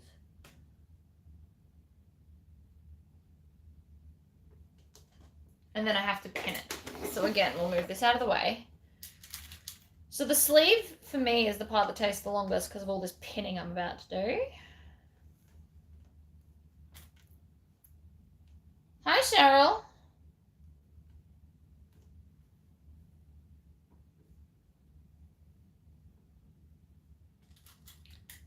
I have a Juki 2200 and I've just got the heavy-duty needle plate and some yoga blocks to lift it.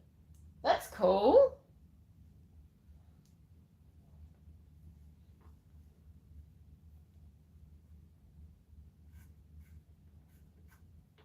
Huh. I'm not big on brand specific stuff. I don't know. I'm not a brand baby, I think is what they call it. I pick what's going to work for me. So all of my industrial machines are secondhand. None of them were brand new. I didn't have the money for it. I probably still don't. I couldn't just walk into a shop right now and go, oh, let's buy a new machine. Which sucks, but it is what it is. I got all my machines because they were on buy swap sale. And I needed one at the time. I had a friend come with me when I first bought my industrial because she knew about them and I didn't. And when I first got the industrial, it scared me because it was so fast. Like, I still used it, but I was like, oh my God, I'm going to sew my finger off. I didn't, which is awesome, but the fear was definitely there. Then I got used to it, and now I don't think it's that fast at all. Now I just think this is really slow. But all my machines were secondhand in an opportunistic sale. So my Overlocker, I think, was like $400. And my sewing machine was $500. And the cylinder arm was a lot of money. It was like $2,000. But I saved up for that. And my embroidery machine was secondhand. It was $3,500. And I paid that off on a very long payment plan. But I wanted that embroidery machine because it does like an A4 piece of paper as the hoop size, and that was really handy for doing bigger designs. So that's why I got that. I would never downgrade, but I also wouldn't upgrade. So I don't want an industrial multi-needle one. I don't feel that I need it. I don't use it enough. The main thing I do on my embroidery machine is embroider my logo onto everything. And then I do some fun decorative front pieces. But I don't need a bigger, better machine. All my machines are fine. If he comes here and tells me that my sewing machine is stuffed, I don't know what I'm going to do. Find another secondhand one online? I'm hoping that it's a simple fix. I did think about getting more embroidery machines, but I would need to start doing more embroidery for that. Like, if it was my business where I embroider everyone's towels and names on stuff, I can definitely see how having lots of machines would be beneficial for that. But for me, I don't need it. Like, the design I did yesterday for my child's Nintendo cover, it took like an hour and something. But I wasn't worried. It's not like it needed to be doing other things. Embroidery machines are pricey, but make sure you think about what you're going to use it for. So if you only want it to do bags and maybe put some towels on, names on towels, you only really need a 5x7 hoop as the biggest one. Because most bags won't take a bigger design. Like, you won't, it's too big. Most bags, the main panel, a 5x7 design is big enough. You don't need it to be bigger. It's if you want to be doing big t-shirt designs, like my Get Snippy shirt, I'm pretty sure I used an 8x8 hoop, which is 200 mils by 200 mils, 20 centimeters. I did that, but I got it to do shirts for me, and then I kind of haven't done them lately. Partly because I have no blanks, and partly because I've been sidetracked. So I should get back into shirts since that's what I spent all the money on, because before that I had a 5x7 hoop and it was fine for bags. So I use the bigger hoops for t-shirts. And that's kind of it. Or if you're going to make key fobs in the embroidery machine, the 8x12 hoop was really handy because you could buy the A4 pieces of glitter vinyl and sew them on that. So it's handy if you're going to do it for a business, but otherwise you don't necessarily need 6 of the same design. So it really just depends on what you want to use it for. If you're going to get a bigger hoop, you're most likely going to want to do some monetization with it. Or if you're a big quilter, because you can quilt with the embroidery.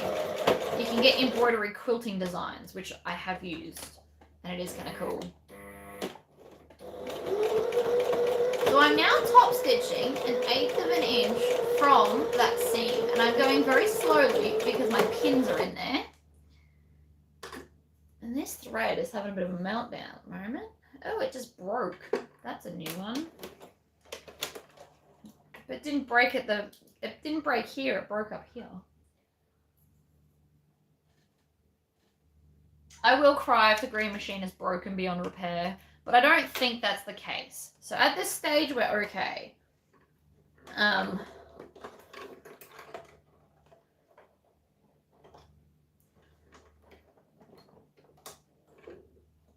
So this also has a needle threader, which is really cool because I'm lazy. I also have a secondhand heat press. The only thing that's new in this room is my printer, because I blew up the other one, and my iron, because I blew up the other one. And it's a bit hard to come by secondhand irons.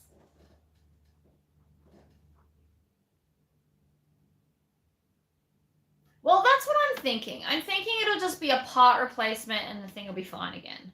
Because the motor's pretty new. And yeah, I think it'll be fine. I don't think I'm going to have to get a new machine. He's just going to give me some shit because of the colour of it, but most people do. It's fine. Whatever.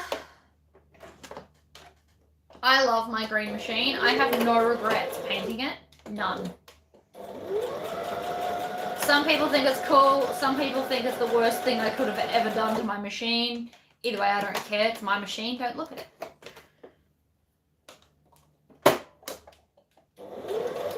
And some people tell me it was a waste of money because the other paint job was fine. But it really only cost me like $30 to do. And like 2 days. And most of that time was drying time, not actual doing anything time. So, whatever.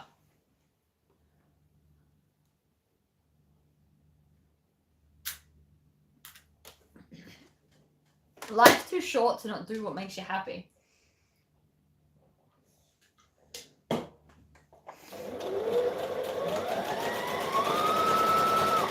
And while, you know, some work things are a necessity, your free time is your time to do things that make you happy.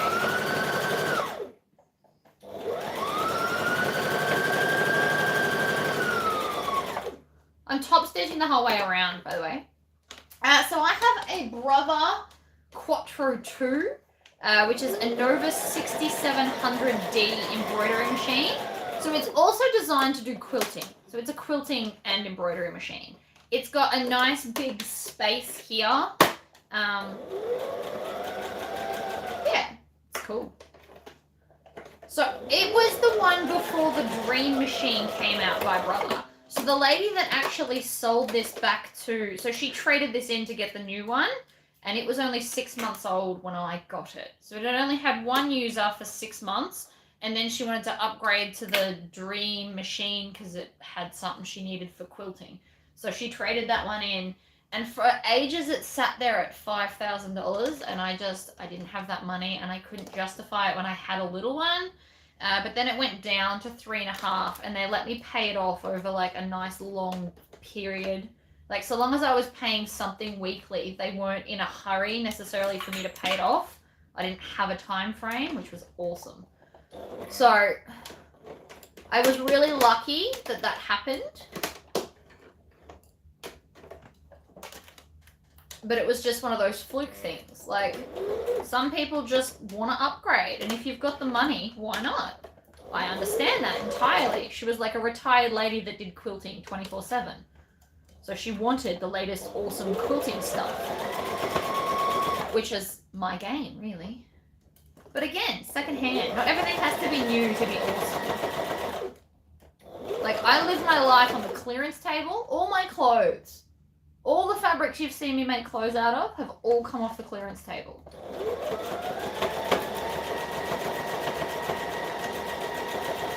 Because I don't have a lot of spare cash to just throw at things.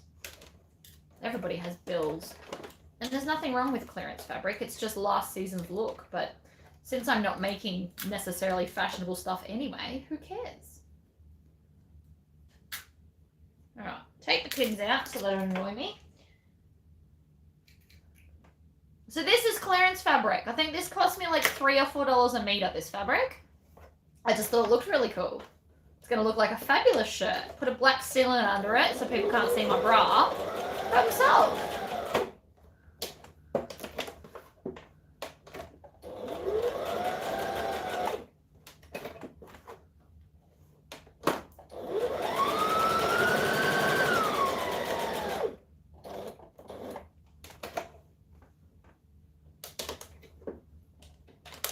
I've got some houndstooth in black and white I'm going to make this shirt out of as well. I've also got some fabric I want to do some skirts out of.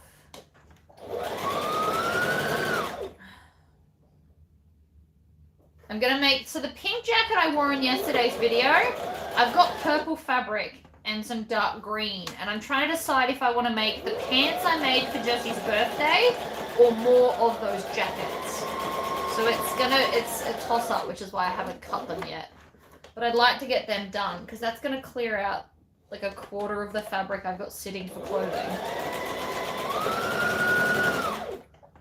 Needle down, pivot, and backstitch. Yes, look at us go. Right, cuffs are done. Cuff is on, look at that. And so when it turns up, it sits like this, and see how it's got like the cool little kind of pointiness to it? I love it. I think it's cool. Hubby bought the Dookie for me as a gift. That's really cute. Don't get me wrong, this wasn't clearance, but I did wait till this fabric was 40% off because it is just a basic bodysuit. Like, there's nothing super fancy about it, and I'm not wearing it to like a gala or anything.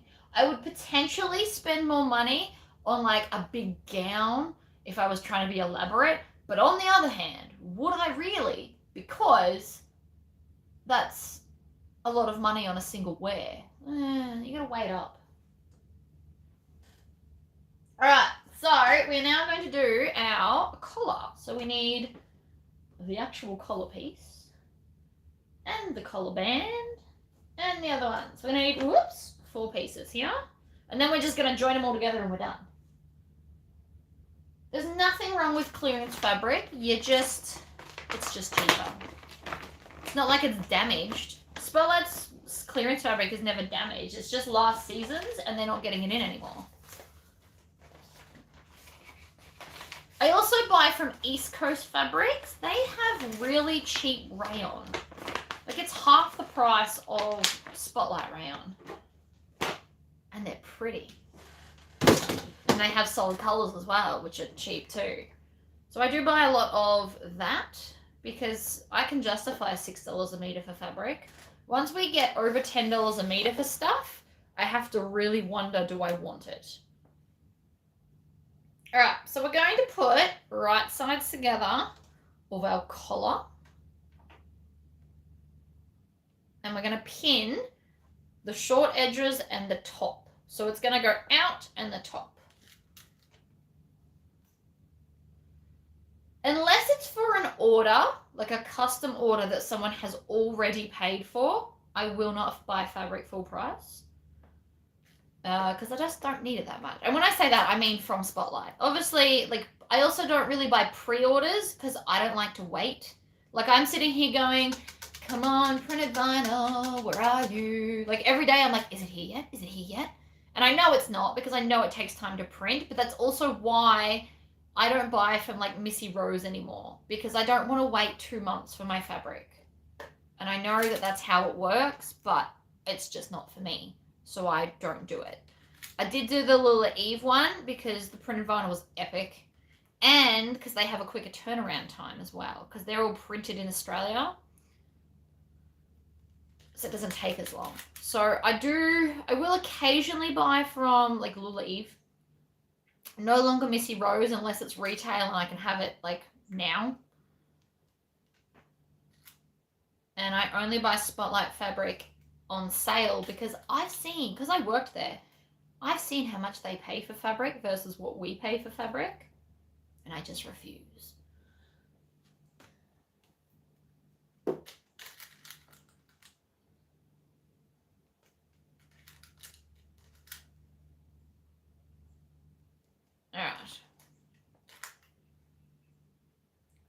So we're just pinning and pinning and pinning.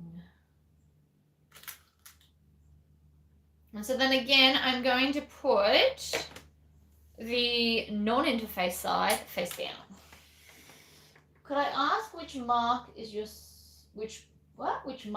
sewing machine? Oh, so this make and model is a TY400G and its brother. And I've just got the standard foot that come with it on, and I'm just using Rasant thread. So there's nothing super spectacular going on today. It's all just very standard.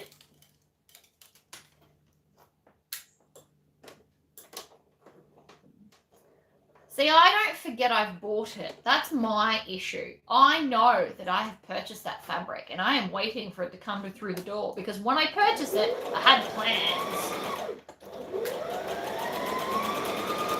So when the Lula Eve stuff gets here, we're doing wench wallets because that's what I bought it for. It's going to be fabulous. I think I bought vinyl from them.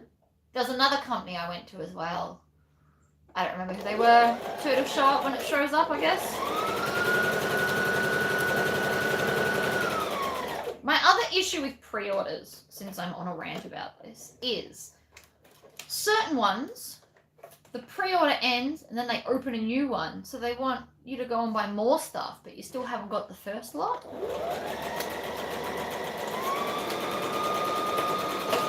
Then I'd be buying 2 lots of fabric I can't see for 2 months. And that just feels bad. Hi, Art Girl. You are very welcome. I just like teaching. That's why I started this. And I started videos at the start of the COVID thing because nobody was buying stuff from me and I was bored. That's actually why we started doing this. And now it's like a daily part of my workday is do a video to inspire someone to do something cool. All right, so that is the, we're going to turn this out actually. And I'm going to top stitch it because I'm all about the top stitching. Yeah, see, waiting 10 weeks for fabric, hell no. Hell no, I don't have that patience. I'm not a patient person. I know that about myself though, which is why I don't do it. And I understand why people do pre-orders. I totally get it because they don't have the $10,000 it costs to get the pre-order made. And I totally understand why they do it.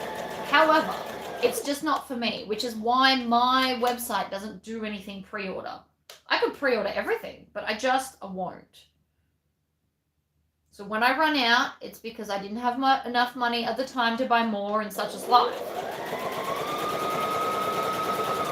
But I'm also not promising it something that I don't have. Because a lot of people have asked me to do pre-orders on the waterproof canvas, but I don't want that kind of pressure. I just don't.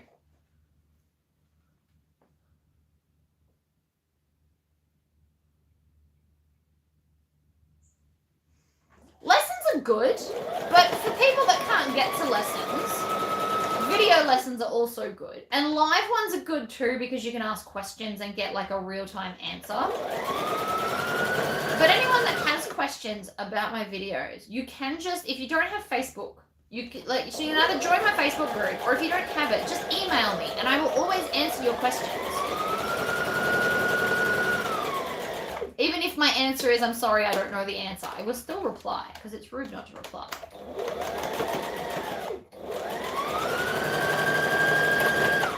Alright, I have top stitched the collar. So now it won't shift and move. See how it's not doing anything weird now? It's just like a solid piece. That's why I like top stitching. There's no point in lying to you. If I don't know an answer, I'm not going to just tell you something that sounds good. Because if it's wrong, that makes me look like an idiot. And that's not what I'm here for. I am happy to, like, lots of people ask me opinions on which machine they should buy, and I don't have an answer for you because I don't know. I say, get what is going to suit your needs best, whether that's semi-industrial or industrial, walking foot, plain sewer. It depends on what you want to do with it, so I can't answer which one is better for you. because I don't know. So I'm finding the center of the collar band and the collar. Oh, that's cool. You can listen in the car. All right, and so then I'm going to put them together. And I'm going to pin 2, and then I'll come back and pin that 3rd one on the back. Have a safe drive.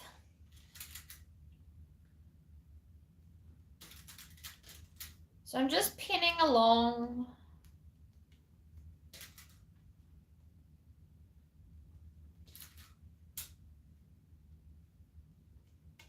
And then I'm going to go from the center outwards in the opposite direction. Because finding the center is important. It's the easiest way to do stuff, which is why most of my patterns, you have to find the center. Or most of the way I do other people's patterns is you have to find the center. Because I just find this from center out means that you've got even amount of fabric. And so if something's not meshing properly, it's you and not the pattern because everything's centered.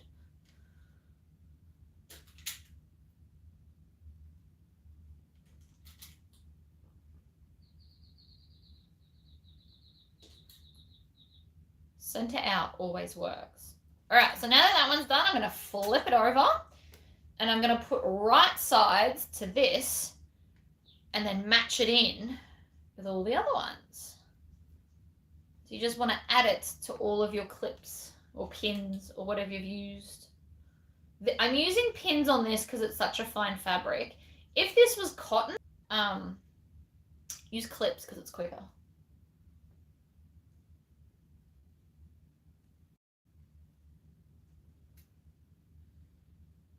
The beauty of me, right, I'm not sponsored by anyone. So you guys all love that I'm real talk. It's because nobody's here to tell me what I can and can't say. When I was at Spotlight, I was never allowed to say that anything was bad. But birch thread is bad and Goodman thread is good, and it was a good way to remember it. But I actually got in trouble for saying that. Whereas now, I don't work there, so I can say it. There's nobody telling me what I can and can't do. I am my own boss, which is, you know, a gift and a curse. So I always give you my most honest opinion on something, but I just can't guarantee I always know it. Which is fine. Not everybody can know everything. Anyone that says they do know everything is a liar. Right. Pinned. So I've got one of those pieces on both sides. And so now we are going to stitch them together. And I'm going to get my thing and bring it closer.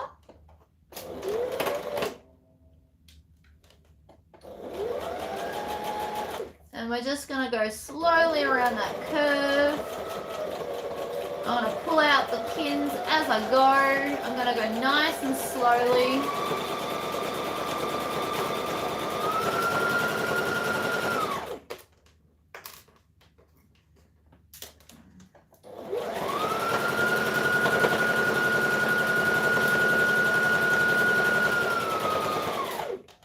Good. Took the pin out too quick and that just shifted, but you'll be right.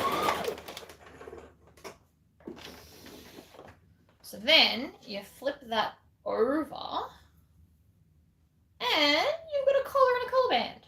Ta-da! Sometimes they like an iron, just FYI. So that's my collar. It's going to look fabulous. Right.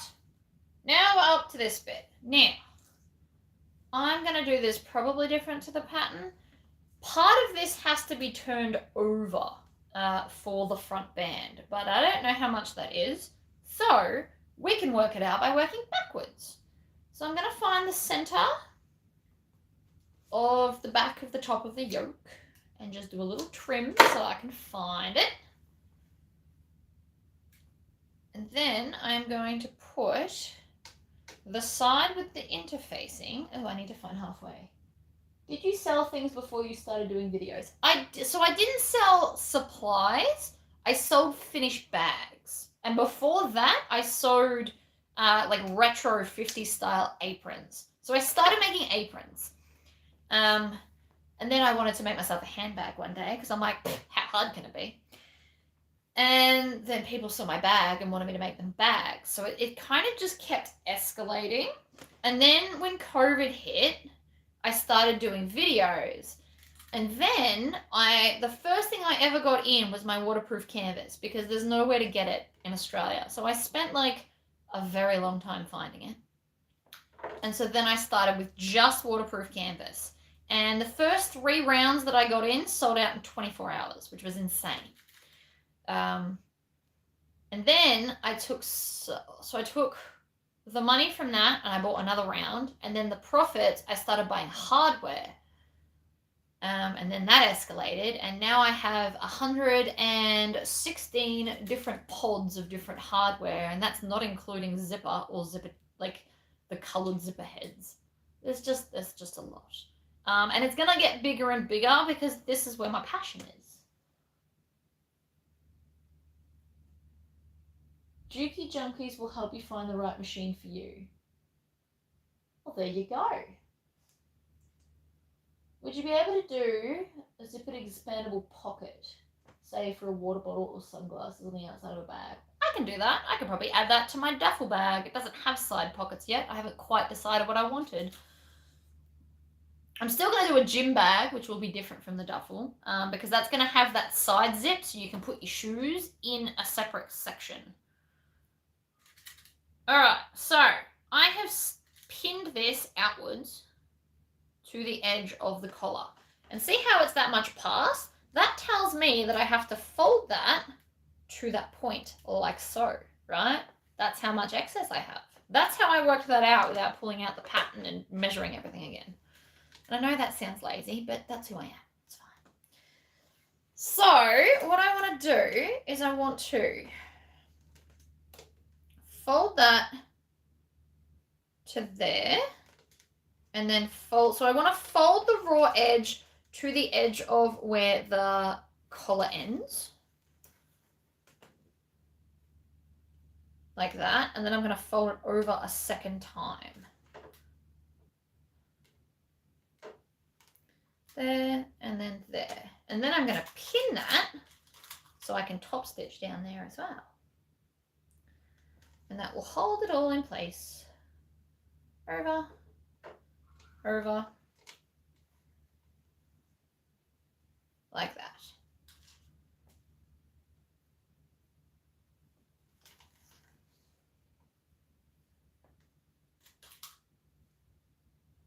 This wasn't so bad. We've nearly finished the shirt minus the buttons. I'm probably going to skip the buttons because this is so far as a 2-hour video because overlooking takes forever. And I keep getting sidetracked chatting because that's who I am as a person. It's also why I left 5 hours for my workshop because I'm a chatter. And I imagine I'm going to sidetrack people a lot.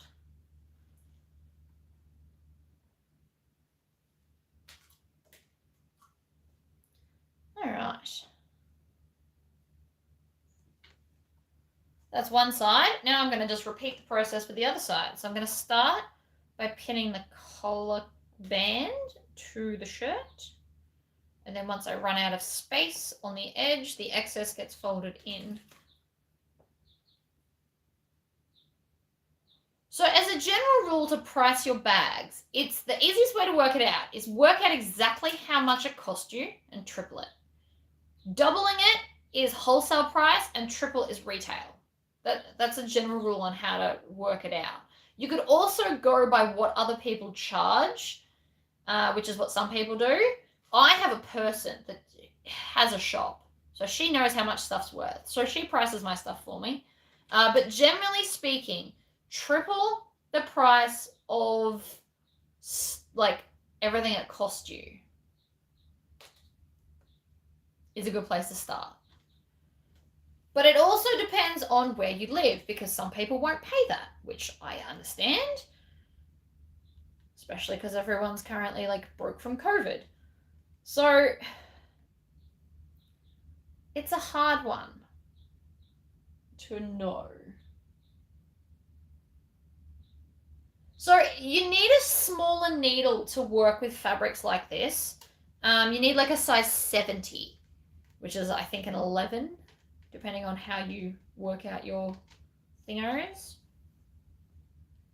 So this needle, I've actually got, I think I've got an 80 in, and it's probably a little bit too big, but we're just dealing.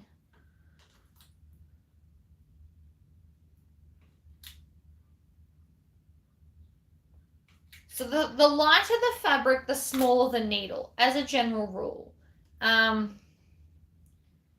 If you're using stretch fabrics, you need to use a stretch needle, on a domestic at least. Overlockers not so much. I ran out of pins. I need like 2 more. That's annoying. Okay. Let's do some sewing. So the first thing I'm going to do is come and sew the band where the buttons are going to go.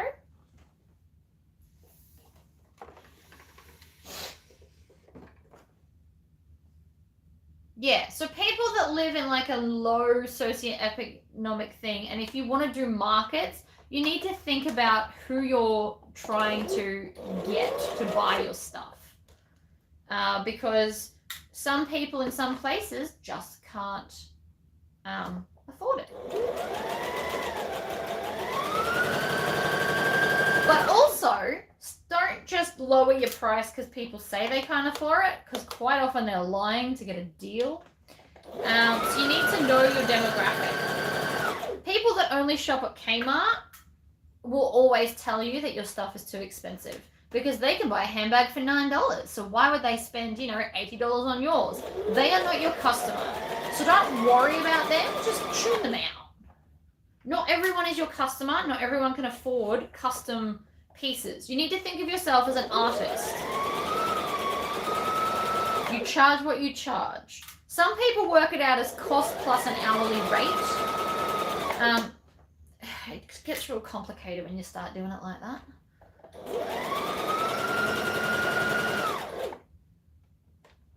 It's entirely up to you how you work it out. But you are an artist making a one-off custom piece of something. It needs to be more expensive than the generic everything else that people are wearing. Not everyone will pay for it though. And you know what? Don't worry about it. Ignore them. If they really, really want it, they will come back and pay what you're asking. They always do. I get people telling me I'm too expensive, and then next minute, oh, look, they bought it anyway. They're just looking for a bargain. They just want you to drop your price. And sometimes that's okay. If you had a bag sitting on your shelf for 8 months and someone goes, I'll give you this much, sometimes it's worth taking it because it's been there for so long that it's obviously not moving, so you need to just move it. And then other times, sometimes I make a bag and it's gone in 8 hours. Like, I'll put it up and by the end of the night, by the time I go to bed, it's sold already. It's just people like what they like. And another thing, with doing custom orders, be prepared. Always take at least 50% up front when you're making a custom order. Always. Or the full amount. Warn them with how long it's going to take, because some people, they want custom, but they want you to make it today. But if you don't have the fabric, that's not a realistic expectation. So you need to make sure that their expectations are the reality. What else? I'm trying to think of what else. So I no longer, even for mates, even for friends, I no longer will make a custom anything for anyone, friend or not, unless they have paid at least 50% up front. Because it's funny, it's your friends that you chase your money from. Like, you make it and then you have to chase them for however long until they, pay you. So I no longer do any kind of sewing for anybody. Everybody is treated the same. Friend or not, you are treated the same and you will have the same time frame to pay things. That is why I got Afterpay, so that people don't have to wait.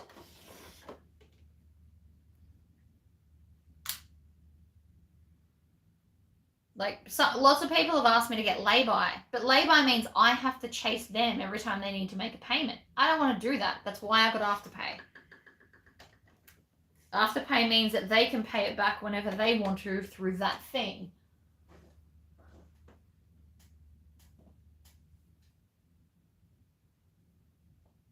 Well, the thing is 50% up front will basically, depending on what they've ordered, if you have to order in fabric, you're going to have to pay postage on top, plus the fabric and everything else that you need. So why should you be out of pocket because they changed their mind? It needs to be like a non-refundable whatever. And another thing, I know a lot of people who make bags that won't do customs. You either buy what they've made or you miss out. And that is a big thing because not everybody wants to deal with customers changing their mind and having very unrealistic expectations. So they won't do customs. I know a few people like that. They don't do custom anything. They will take suggestions, but if they make it before that person gets to buy it, well, too bad, so sad. And there's nothing wrong with having a business model like that because it just means that people will be in more of a rush to get it. So they do releases. There's a lady that makes earrings. She does like resin earrings or something. She's very, I can't remember who she's called, but she's very, very popular. She makes resin earrings and she does drops. So it's like Sunday 4 p.m. like I do, but it's only like once a month. And once it's gone, that's it. You miss out. Too bad, so sad. So she'll make between 2 and 5 of the same earring. And if you weren't on there to get it, then you miss out. She won't do customs, and it's a good business model. There's nothing wrong with it. It works for her. You just need to think, what works for you? What do you want to do? Do you want to make custom one-off pieces? And do you want them to do the designing so you don't have to think about it? Or do you already have designs, and so you do what you want? I know we're no longer talking about this top, but it is a very good point. It is something good to know.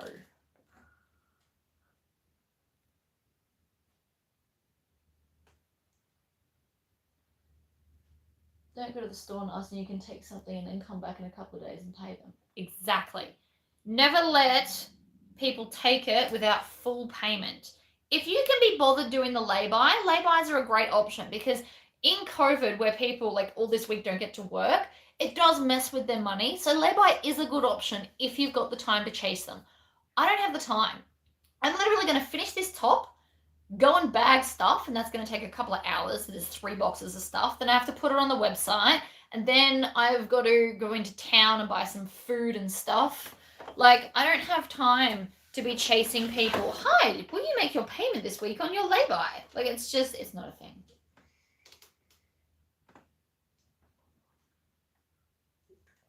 I'm too busy for lay-by, but instead, as an alternative, I got Afterpay for you all. So that the Afterpay people pay it, and it's like an app, and you can see it, and it's easier.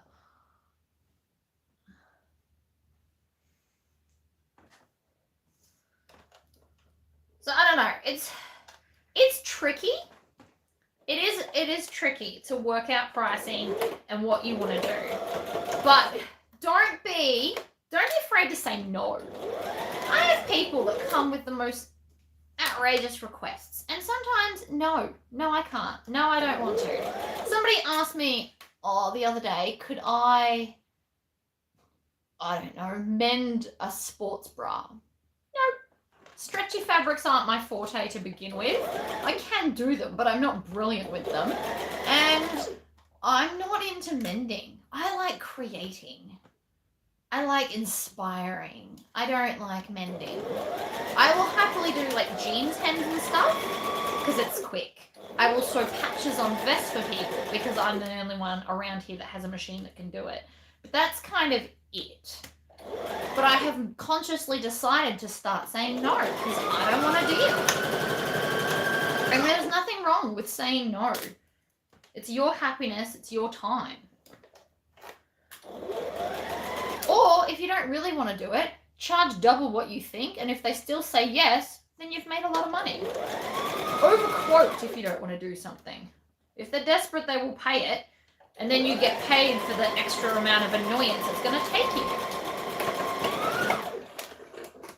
I know a few people that do that, actually. All right, that is now sewed on. So now I'm going to do that same thing again, where I tuck it up and then fold this piece over to hide the raw edges.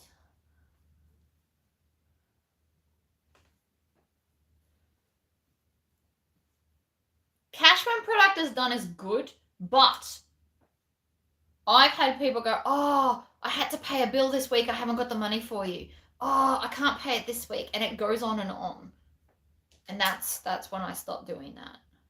And I understand that stuff comes in the way, and I totally understand that, but it's still extra time that I have to find in my very busy life to continuously chase people when their stuff's done. And I don't want to do that.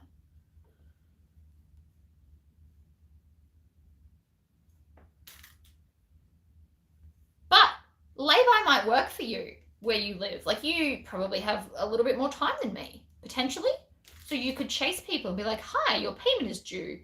And have like a contract that they sign. So if they don't pay after the due date, you know, they forfeit their money, or they forfeit 50% of the total cost, or whatever. Everywhere else that does lay-by does that, but just have a contract that they have to sign. Even if they have to like email it back to you. Whatever. Can't argue with a contract.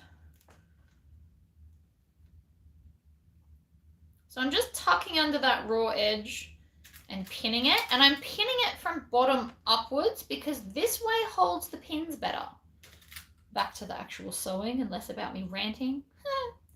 Sorry, I get very passionate about these things. You should not be ripped off.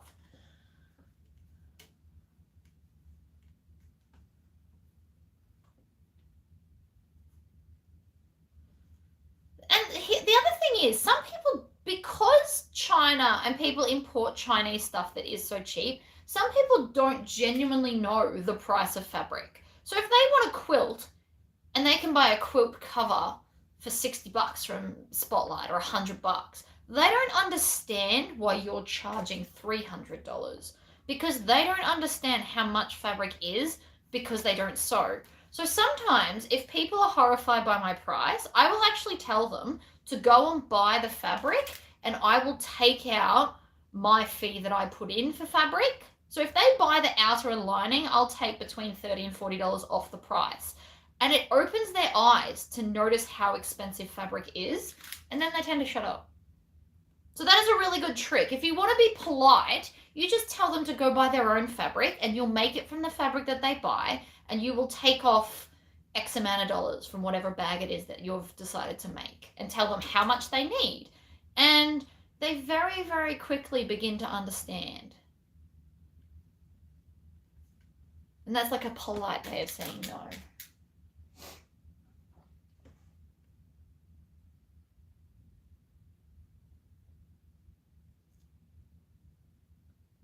Some people are happy to pay. If it's exactly what they want and they have the money, they will pay it. I am that person. If there is something that I absolutely have to have, I will pay the price because I need it, or I want it, or whatever.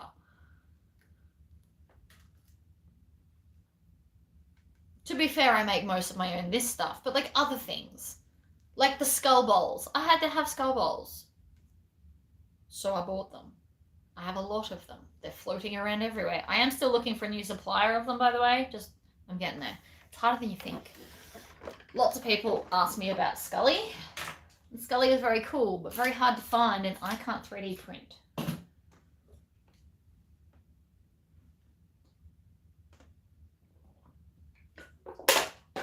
All right. So now we're just going to top stitch that down.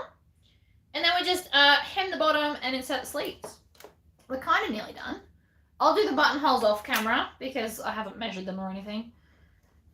And we've been here a while now. One thing I do miss is my knee lift.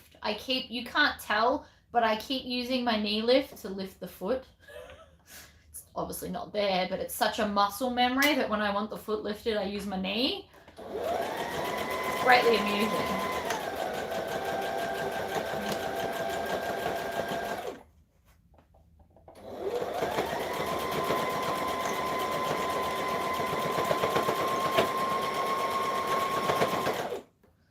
I wasn't going to sew over the things, but it's doing all right, so we're cool.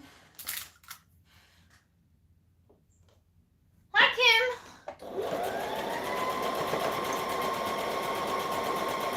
Now, you don't have to stitch the whole way around the top if you don't want to. You can just stitch that bottom bit and stop there. I'm going to on this fabric. I don't really want to stitch all the way around.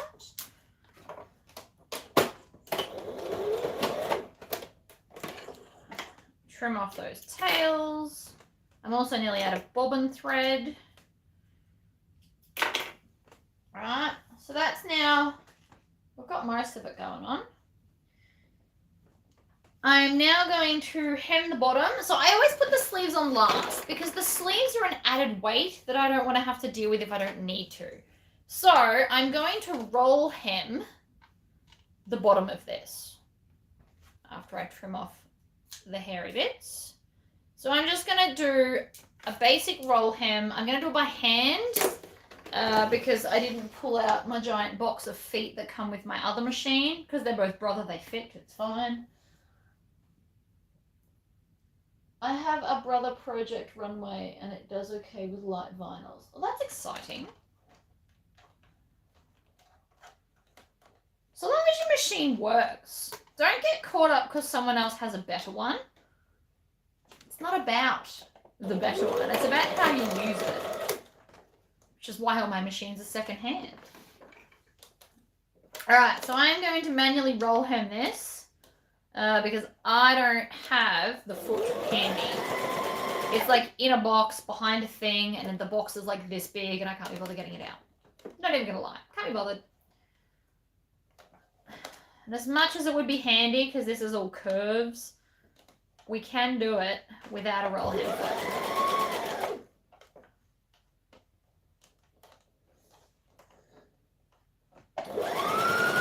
It just takes me a minute. This was a roll hem foot, you can just kind of feed it through.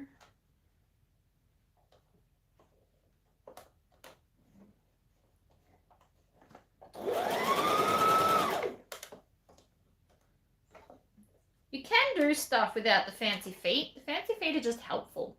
Makes it easier. Doesn't mean you can't do it though.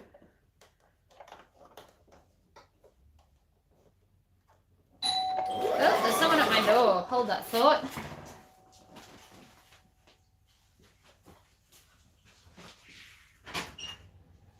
Hello. Thank you. Awesome. Thanks. Have a good day.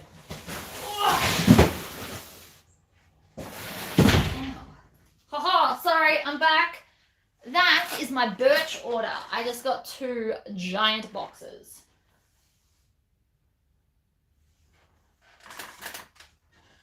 Oh, your industrial's doing what mine is. So I got, so the 2 giant boxes, I can't drag them over, there's no space. But I just got 2 giant boxes. So one box has got, Insul Bright, which is the insulated batting, which I have used in my drink bottles. And I have bought a very big and expensive roll. And I'm going to sell it by the meter to you guys. So mine will be cheaper than Spotlight, because that's who I am. And I needed some to finish the stuff that I'm taking to the market that I'm doing.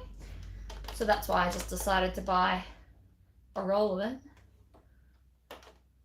Whatever, it's fine. So that's part of it. And then I ordered more bag foam. I ordered a tiny rotary cutter because I want to try it out. And if I love it, I will order them in for you guys because you can't get them at Spotlight. They're too small. They're like an 18 mil one. So I'm going to actually probably do a video on the first time of me using it because it's very cool. What else is in that box? I think I tried to get Chaco pens. I can't remember if they were in stock or not though when I did it. I don't know. There's a lot of stuff there though. So most of my afternoon now will be sorting all of that stuff and putting it all on the website. So anything in those boxes over there will actually disappear off the website till Sunday. So the strap ends won't be visible until Sunday. I mean, I think I've only got one colour left anyway. But the other colours I'm pretty sure are in those boxes. So I will bag them up, add them on, but then it disappears until Sunday. And then Sunday at 4 p.m. they'll come up with the correct amounts that I've got in stock. Because so far I have not worked out a better way to do it.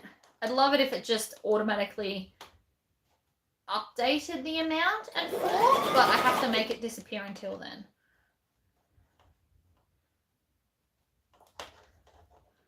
Alright, so we're back going the other way with the curve.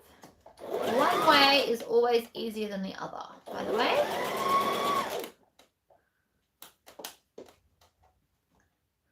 So this is definitely quicker with a roll hem foot. But it's actually quicker for me to do it than to try and get it out of the box that it's in at the moment. My embroidery machine also does plain sewing. So it comes with all these really cool feet. I think I've got like a ruffle foot and I've got a proper overlocking foot that like cuts it and everything. I don't use them, but they will probably work on this machine as well. But I have to pull the box out and that's not something I'm doing today. The box is huge.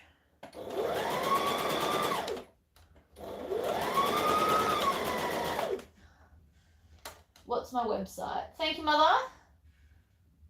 Yes, so mine's the Clover 18cm rotary cutter. You can't get them anywhere anymore, so I've ordered one in, and I ordered myself some blades because I have a feeling it's going to be easier to cut around templates with the smaller rotary cutter. So if it works the way I want, in my next order I will buy some for my website because they are a lot harder to find. You won't find them in any Spotlight. It'd have to be a smaller quilting store to get them from. So because of that reason, I will get some in if I love it. But not if I don't, because I don't get things I don't enjoy using.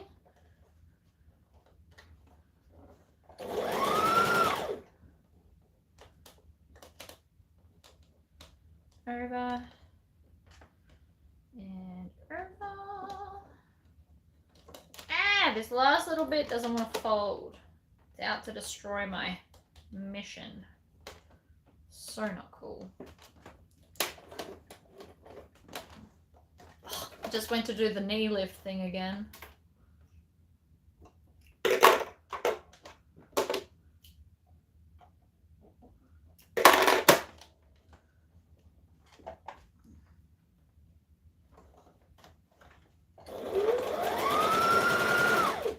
Ah! Right. This fabric definitely would have wanted that foot. That's good. It is done. It is done.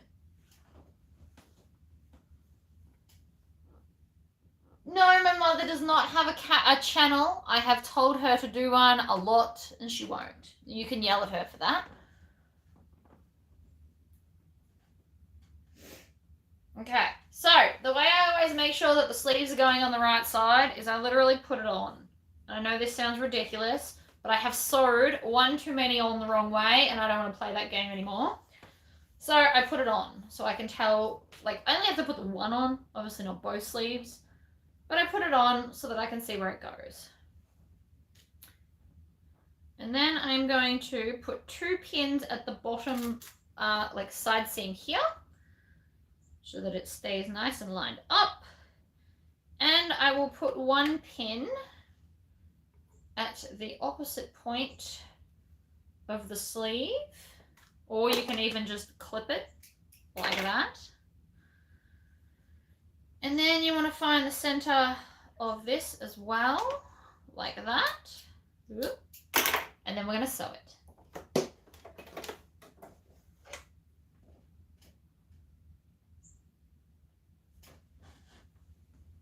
All right. So Mum is the reason the legit, Seems Legit knit kit exists, because she needed one. So I made her one, and then we made it into a pattern because you can't get them. Can't get them in that size anyway. They only ever come very, very small, and my mother has a lot of knitting needles, like a lot. All right, so you'll notice that I'm not pinning all of this. There are crazy reasons for my logic. I use my hands as pins to do armholes. So I basically lift it up to bring it round to put it in. I'm lifting it up. I don't know if you can tell, but I'm lifting it up and kind of feeding it under as the circle that it is. You want to stop with your needle down. Don't know why I lifted my foot then. And then I'm going to do the same thing again. So I'm going to put the weight of this off, and then I'm going to pop it under. And I'm lining up the edges, and I'm holding it up and not flat. This is the easiest way to do a sleeve, people. Up, like the circle that it is. You'll find everything sits better and fits better.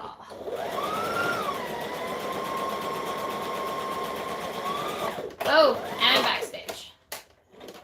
Aha! Ta-da! One sleeve. One more sleeve. And then the video is going to be done. And then I'll do the buttonholes off camera because I have to measure them and stuff. And this has been going for a while. And I'm hungry. So many reasons. I forgot to have breakfast. Well, not so much forgot. I don't eat breakfast in the morning until I'm hungry, and I'm hungry now. So I'm going to pin the bottom, same as I did before. And then I'm going to find the center of the sleeve. Fold it in half. Like this, and up, and up. Center, and then center of the actual top.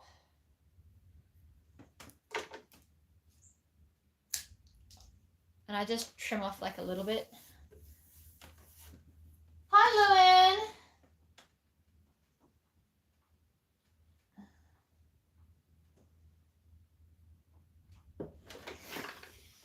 Right.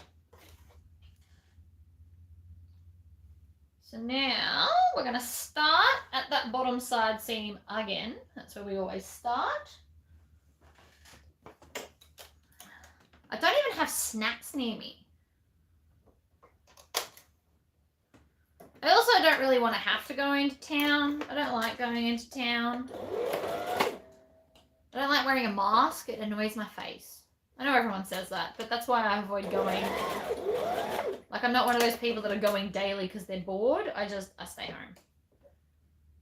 Alright, so I'm going to join and match up the center top with the center top, and I'm going to just hold it. And then the rest of it, it's called easing it in, apparently.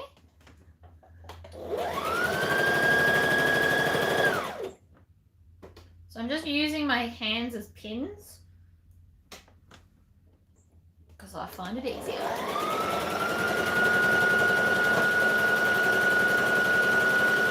And there's the top. And then I'm going to flip all of this over so that I can work around the sleeve again.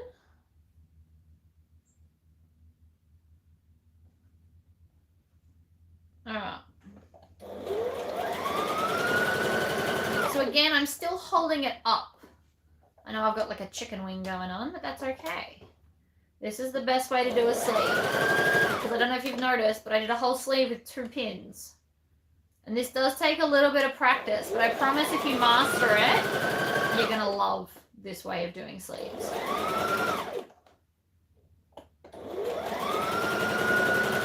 And backstitch. Oh, that worked out perfectly. I just ran out of bobbin thread. That was so close.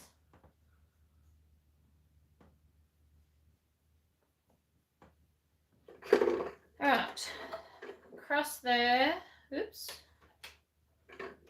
Got to wind a bobbin. Cut off the fluffy end. Always helps. So I thread it up through the hole in the bobbin. Clip it on, and then I just hold it up, and it will eventually wind so tight it snaps itself. See?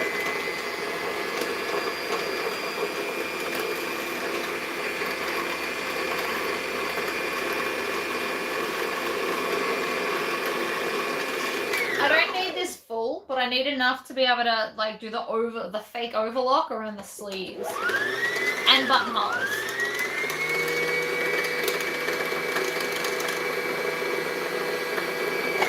And that'll do so I don't run out.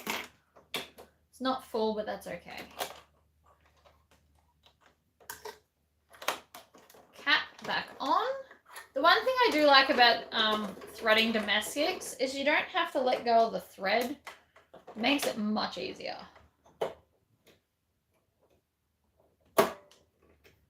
Needle threader. Those things are awesome. All right. So we're going to go to our fake overlock stitch.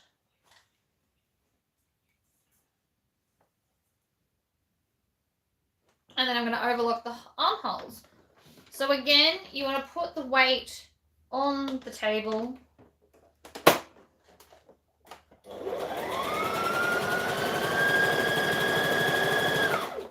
And then I'm just going to keep moving it around as I go.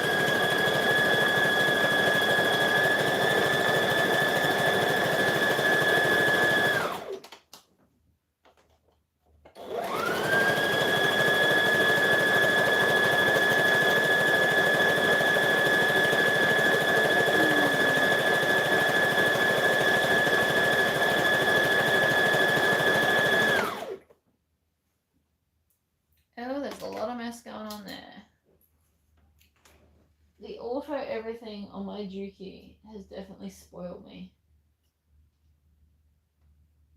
No, I put my finger on the thread spool because it's just quicker than letting it fall off. It stops it. Why would you not? It's quicker.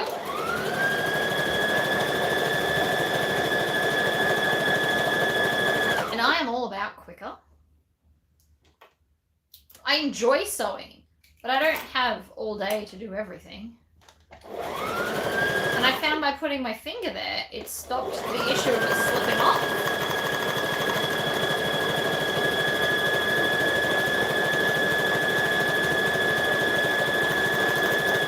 And we're back to the start. Woo! One sleeve done. Look at that. Perfect sleeve. 2 pins.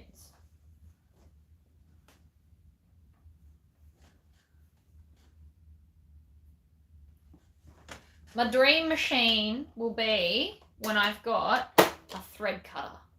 It's got to happen one day. No time soon. I don't have the money for it. But one day, in the next 5 years, I would like to buy myself a new machine that is a green machine that has a thread cutter.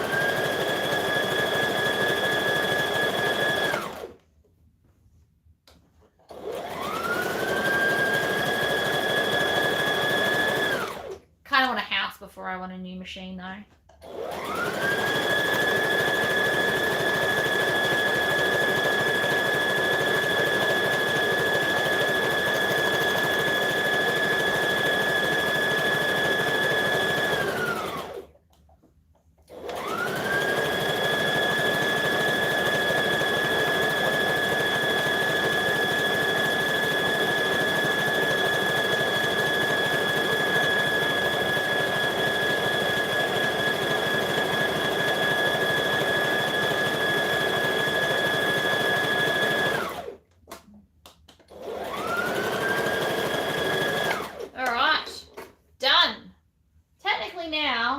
Shirt. It just needs buttons. But buttons are going to be another day problem. But for you guys anyway. I have done buttons on a shirt before, but I've got to measure them and stuff. But that turned out pretty cool, I think. Ugh. Doesn't necessarily want to go over this fabric, which I understand.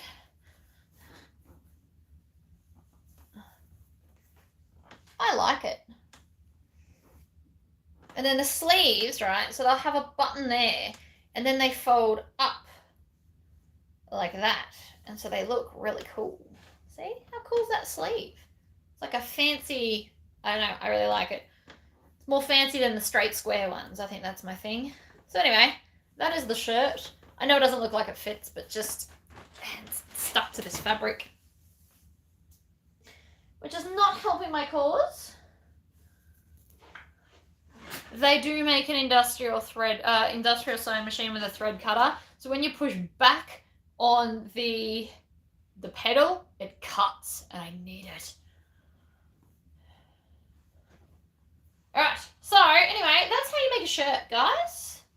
That's all the advice I have on selling your bags and doing what you like. You just got to go around and cut the random threads off that are hanging, but you get the idea. So that was Overlocker free. That is now machine washable too, guys. You can put this in the washing machine. It should be fine because we've stopped all the fraying on the edges. And it's like a really fun light fabric. So I could even just throw this over like a singlet and have as like an overshirt because it is that nice, cool see-through fabric. So it'll be fun in summer and winter. Anyway, I am going to go and eat. I'm going to put some buttonholes in this. I got a couple other things I need to do. I need to go into town. But yeah, so tomorrow's video, it'll either be the hoodie or it will be the pink dress because I know you're all waiting for the pink dress. It's going to be fabulous and I do really want it. But the other one's a quick sew, so I don't know. We'll see. But thank you all for joining me. I very much appreciate you all popping in to say hi. See, pink dress. Everyone wants that pink dress. It's going to be fabulous. It's got like the most beautiful sleeves. I'm so excited. So it's probably going to be pink dress tomorrow. But yeah, I hope that was educational, if nothing else. Or I thought at least you had fun. But yeah, I will see you all next time. Don't forget to subscribe if you haven't already, because we are so close. So close. I should actually make the cover for that pattern. My testers did it, and it worked out wonderfully for them, so we're all good. All right, guys,